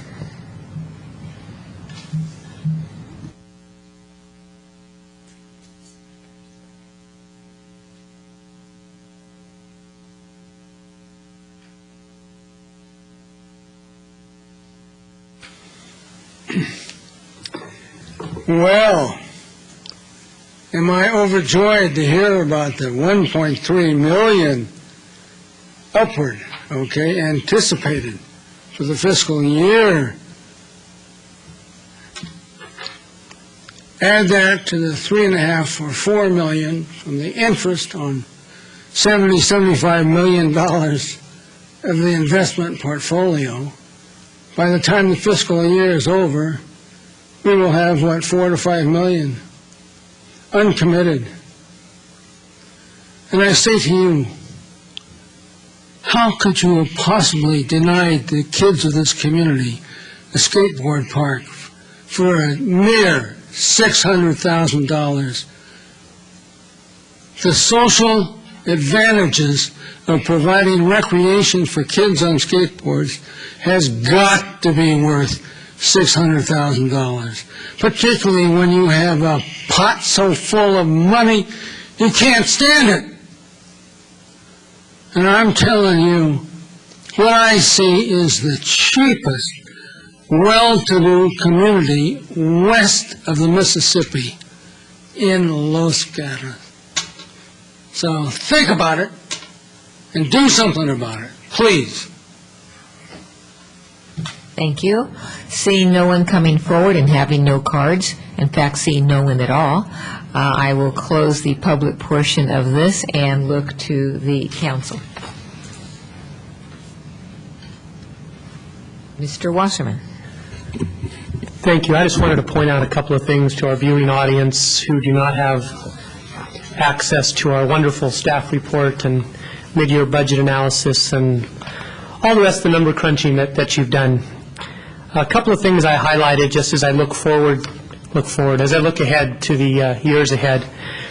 It's brought up to us that the town's contribution toward retirement for sworn personnel was expected to remain at historically high levels of approximately 34% of payroll, and I wrote a little notation on the side and said, ouch. And I looked over on the side and under employer health costs, and I read that health care costs trend upwards with increases of 10 to 14% annually, and I wrote, ouch. Then on the next page, as Councilmember Brzezinski was referring to, about AB 2544, it says, as demonstrated above, over the next 6 years, due to AB 2544, the town will be required to fund over $1 million in additional retiree medical expenses, and I wrote, ouch. And then GASB, it says GASB 45 will require the town to accrue an annual expense on its financial statements for the cost of providing post-retirement health care benefits. The actuary's preliminary estimates for the town's ARC are in the range from 1.7 to 2.5 million. And again, I said, ouch. And the last part that I wanted to bring up, and it actually ties into a question, Madam Mayor, is regarding infrastructure, in order to maintain our streets at the condition that they are, which is the .74, thank you, 74, on the PCI index, the estimates from our PP&W department is $1.5 million per year, but currently in our budgets, from gas tax receipts, we're looking at about $540,000 a year in income. So I see us at a shortfall there. I just wanted to point those things out to people who are watching this at home that hear the town's flush in money. What the town is flush in is expert personnel that know how to look forward and estimate income and expenses from our town to keep us running as we are. With all that said, I wanted to ask one question of staff, if I may. Thank you. Or through the mayor, I guess. In reading this, the infrastructure, our mid-year budget report, one item I wanted to bring up, and I didn't know if here was appropriate under council matters, was the subject of the off-street parking on the east side of Blossom Hill Park, on Blossom Hill. Is that something that's brought up? When is that appropriate to bring up? It doesn't sound like it's on topic, but I'll look to staff. Madam Mayor, Mr. Vice Mayor, that's an issue that staff will be reviewing as part of the CIP development and will be brought forward to the council as part of the budget adoption. It is on the list of issues we are reviewing. No further action or referral is required from council tonight. Thank you. Questions? Okay, Ms. McNutt. Not a question. I'll make a motion to accept the 2007-08 mid-year second quarter budget performance status report, including fiscal year 2008-13 five-year financial projections, and authorize budget adjustments as recommended in the staff report second quarter budget performance report. Second. All right, we have a motion by Ms. McNutt, seconded by Mr. Wasserman, to accept the report and to authorize the adjustments. Discussion. Mr. Glickman. Thank you, Madam Mayor. And I appreciate the comments of Council Members Brzezinski and Wasserman, who do remind us that it's a complex process and that all of the reserves that we have are not available for whatever we might wish to use them for, that some of them have to be set aside. And I think I'm hearing from Mr. Conway that even more of them are going to have to be set aside when we look at the retiree benefits. First of all, a question crosses my mind. The cost of health care has been a subject of national debate, and it looks like one way or the other we're going to have some different national leadership. So I think one thing that would be worthwhile keeping in mind is that if there is some sort of nationwide change in health cost apportionment, whether it's a national health plan or a single payer plan or whatever it might be, because the pressure's growing on everybody, I think it's not unlikely that there's going to be some adjustment in that area. So I don't want to be overly optimistic. That's very foolish in financial matters, but it might be worth considering that there may be some relief in sight for that growing burden on everybody. It's in the town, it's on individuals, it's becoming impossible. Let me just touch on another issue because it's part of the issue, but I appreciate Councilmember Wasserman's question about what goes in discussion of this as opposed to council matters, but I think it's appropriate to the budget. Mention was made of the new library project. And yet, in this, I think the extent of it was to say, well, it's going to be in addition to the CIP, which didn't appear in this report. And I just take the opportunity to just express a degree of caution. I don't want there to be the perception that I'm not in favor of a new library. I'd love to have one. But I'd love to have one with the approval of the folks whose money we're spending. And we just asked them if they'd like to spend less than $1 million on a recreational facility, and they said rather resoundingly no. Yet we're proposing a $20 million project with increased operating costs. And the public, at least in my view, hasn't had a similar opportunity to weigh in. So, again, I would encourage them to approve it, but I haven't heard from them back saying that they would. And in light of the recent message that we got, I'm feeling increasingly concerned about moving ahead without some sort of public feedback, because if people are getting really hinky about spending lots of money, this is 20 times what they just said no to. So I will throw on that cautionary note. All right, we have a motion to accept and to authorize further discussion. Mr. Brzezinski? Thank you, Madam Mayor. Just a couple of comments. First of all, in relationship to the last comment from Councilmember Glickman, I do not recall 20 million as the number that's being determined as the cost of a library, but that is for future discussion. The two items I want to comment on, first of all, we've said it a number of times, it's a common theme. We know that Gatsby is going to have an impact, maybe even move our line costs up a couple of years. And the other issue is, of course, what's called internet retail, okay, which is a cover for one particular tenant in town. And we've said it a number of times, and we know that your budgetary practices, Mr. Conway, take half of that and move it into a reserve rather than assuming it all within our budget. But I am concerned about the possibility that in any day we may wake up and read in the San Jose Business Journal that some large corporation has taken over and isn't necessarily interested in maintaining that internet retail establishment in the community. And I wonder if we have done the kind of strategic planning that would accommodate that day if it should occur, and I hope it never does. But what would actually be our immediate response to that event, and how would we accommodate within the context of our maintaining full services the impact of that particular move? That's one question, okay? I'm going to ask the second question, and you can respond to both at the same time. Second question is contained on page 13.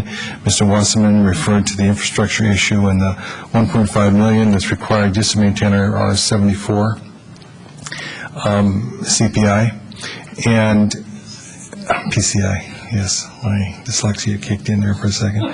The idea that we are going to have to spend at least $1.5 million every year forever to maintain our numbers. I think it's important that we look at that last sentence that you indicated, reliable, dedicated source of funding for basic capital improvements beyond these means remains a goal. And I would hope that we look very significantly in the next several months at what we might do to create that thing we've talked about for a long time, and that's a dedicated funding source. Because the thing that I think where the rubber meets the road quite literally is that streets, sidewalks, pothole repair, it's a never-ending battle, and it's something our community really focuses on as a primary issue that they need to have addressed. So those are the two issues I'd like you to speak to. Councilmember Brzezinski, I'd be glad to talk about both of those issues, and the town manager can chip in if he wishes. In terms of the scenario where our world changes on internet retail, as you correctly pointed out, we do not program, and when I use the word program, that means we do not include as a budgeted revenue in our budget services to the community funded out of internet retail. We do not take that full amount that we receive from that one particular sector into our operating budget and use it for services, and we've done that very consciously because we know that it's a tentative source of revenue. We thought that it would be appropriate to establish some level of service for the community using some of that money, because we hope their business plan is to stay with the town, their business plan is to continue growing, their business plan tells us they have 8 or 9 more years of DVD rentals using a company I shall not mention. I sound like a Harry Potter character, but anyway, we know that their business plan looks solid. We believe that it may very well be solid. We may have 10 more years of high cotton and we hope so. But we know that that also may not happen. And if we're not in high cotton anymore, we mean what would happen today if that were to happen, if we woke up tomorrow and that was a new reality. What we have programmed in the budget right now is approximately, would require a 5% adjustment to our operations across the board. If we were just going to do an across the board, which we feel is manageable. We've been there before. Right after September 11th, we were doing 5% course corrections. It isn't unmanageable, and council very prudently in 2005 started setting aside revenue stabilization reserve money for that rainy day. We have over $4 million in that account. So we know that instead of a 5% cut for services, we may recommend a 3% cut in services, maybe keeping library open, trying to keep our services open to the public and do all the wonderful things we do, but maybe not do an immediate 5% reaction. So there'll be some game plan for that rainy day that will probably encompass a number of solutions that we will approach. But we have our system in place. We've done a matrix. Every department in our town has a matrix of service delivery order. We've established that. We've updated it. I think the last time we did it was about a year and a half ago, where departments can go and say, if we had to make an adjustment to our funded services, these are all wonderful services, but this is the first place we'd go. Those are already in place right now. We don't have to reinvent that wheel. So we have it ready. We hope we don't have to use that silver bullet.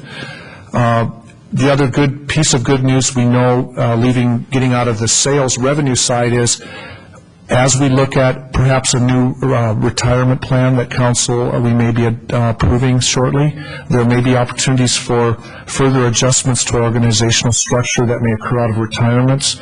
Since we haven't lost sight of the fact that the lines cross, we're going to be looking at that as another way to achieve, as Councilmember Wasserman mentioned, right now we have 22.7 defunded positions that we've taken since September 11th. Annual savings alone are $2.8 million. That's more than internet retail right there. Those defundings are more than the internet retail. It's nothing that I don't think the town can handle. I hope it doesn't ever come to that, because I love the community and the services that we have, the library hours that we have established, all the good things. But, we know that may be a reality that we'd have to face. The good news is we also have companies like Akina Solar that have taken off and doing very well, and we hope we'll add more to our portfolio. I've always hoped for, if that internet retail started to shut down, that we'd have a replacement revenue over time that would give us a softer landing, and that's where we're at right now. In terms of your second question, which was regarding the, help me?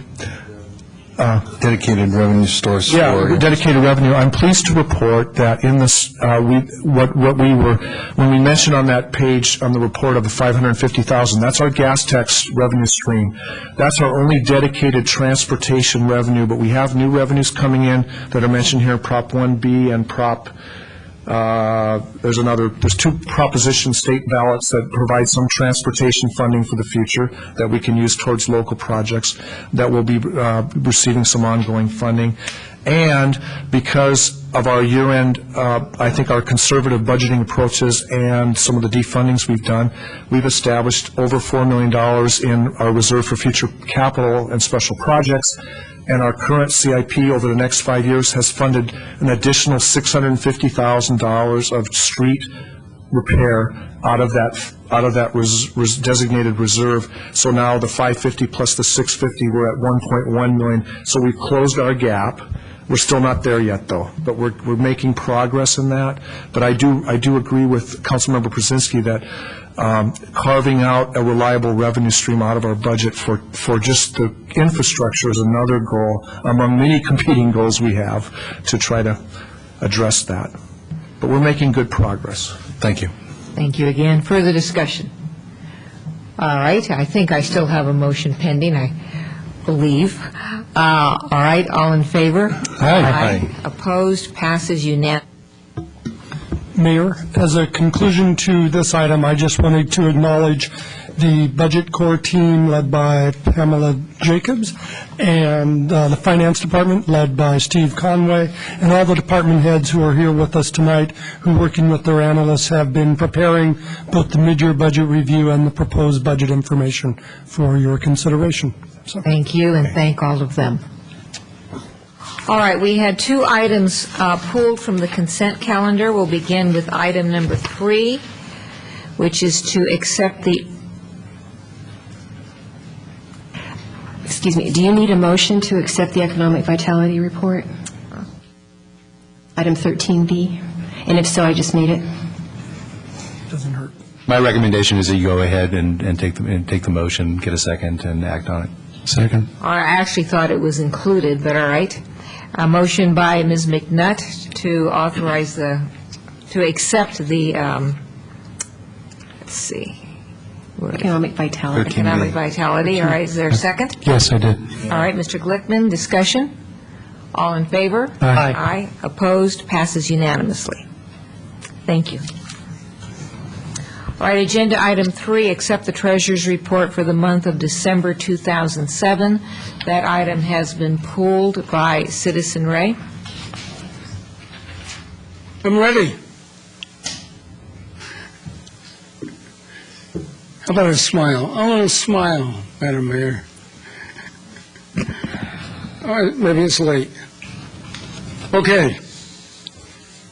I pulled it for emphasis on the point that I made earlier, that we in Los Gatos have an unbelievably dedicated funding system in place. It is so unbelievable that in 1 month's time,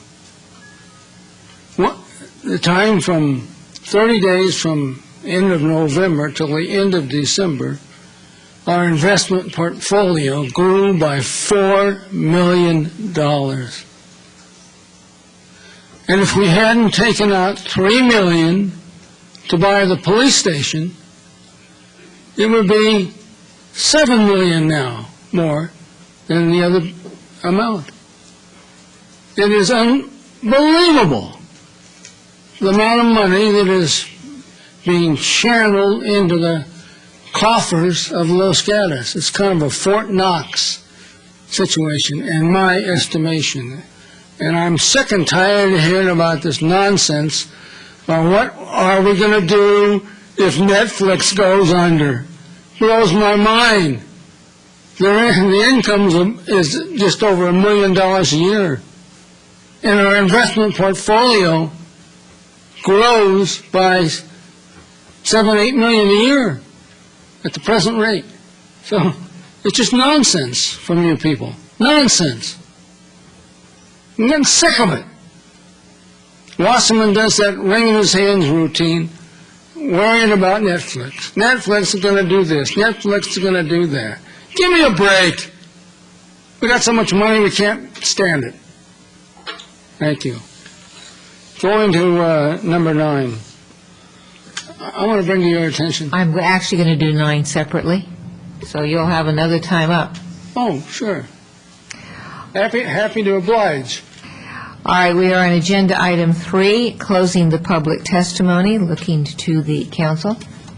Mr. Wasserman? Make a motion to approve consent item number 3. Second. Motion by Mr. Wasserman, seconded by Mr. Przynski to accept the report. Discussion? Hearing none, all in favor? Aye. Opposed? Passes unanimously. Next item that was pulled was number 9, which is the approval of the council agency minutes of February 4th, 2008, pulled by Citizen Ray. Thank you, Madam Mayor. May I comment that I think the way you are handling these meetings is tremendous. What an improvement. Beautiful. Keep it up. Yes, I'm concerned about the minutes as expressed by Administrative Clerk here. Under the comment,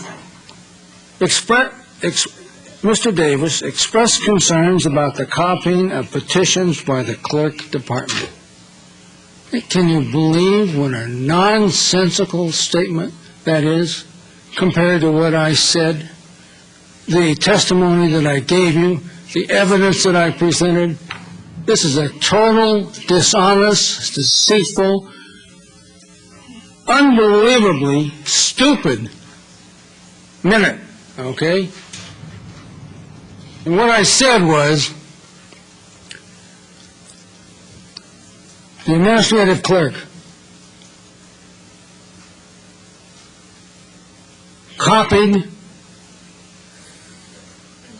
the petitions on the yes on D, or no on D, on the D measure, okay, and passed it out to members of the opposition who then broke the law. At that point, the law was broken.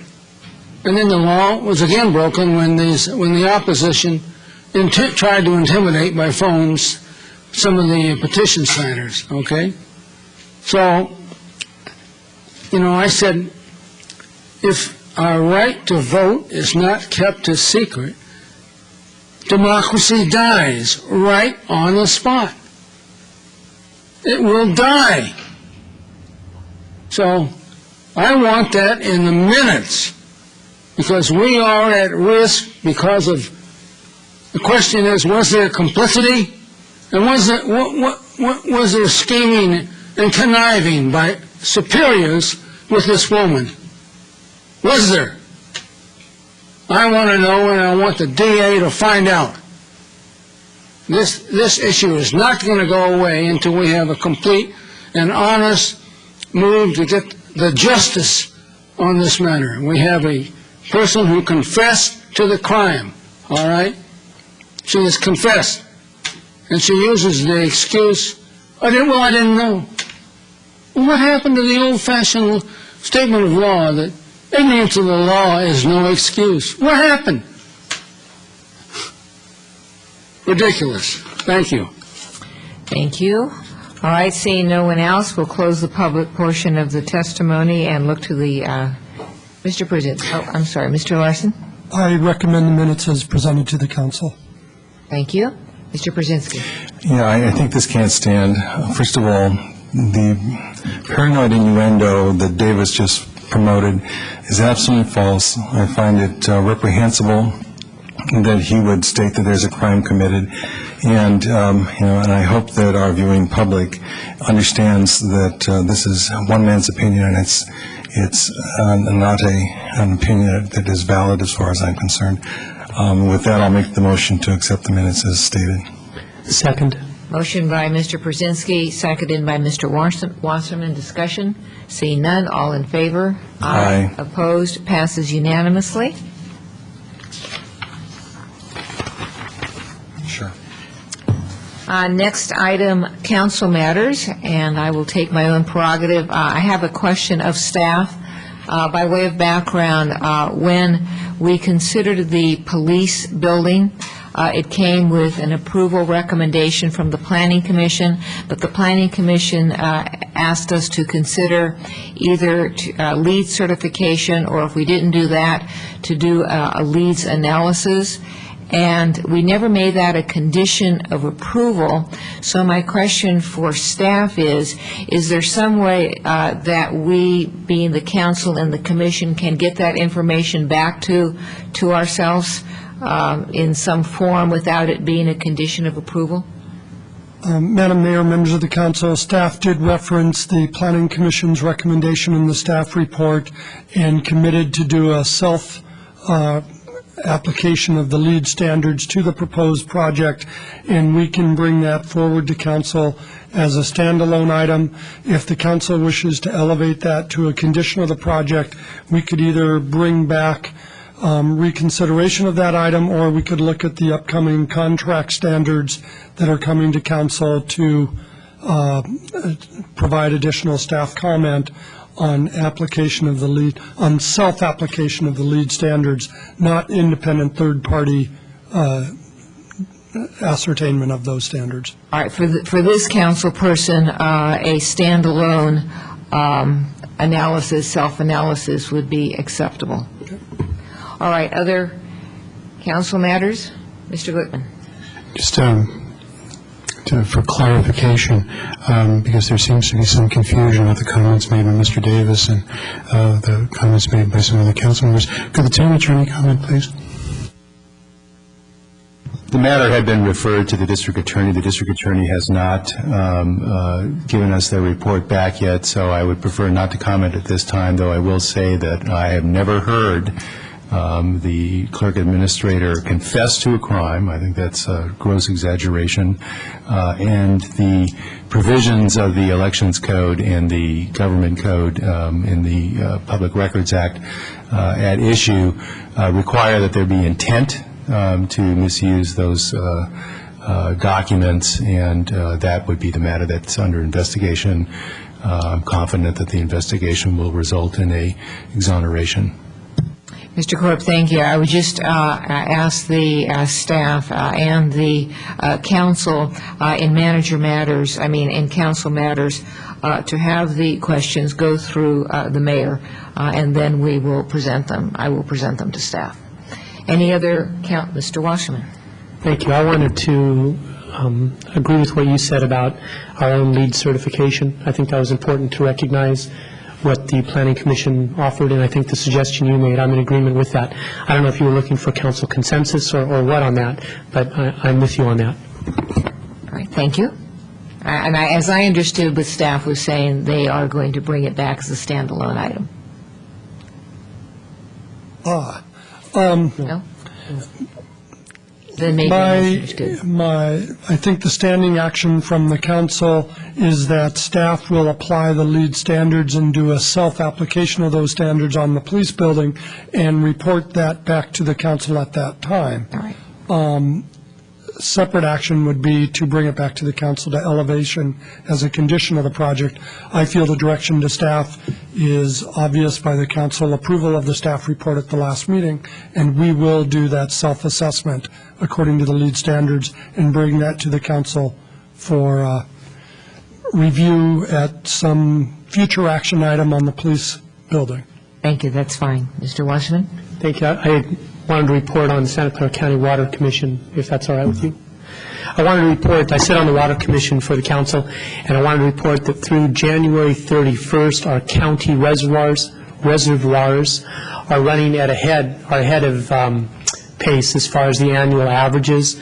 I believe numbers we're about up 10%, but we definitely do need at least an average rainfall in February.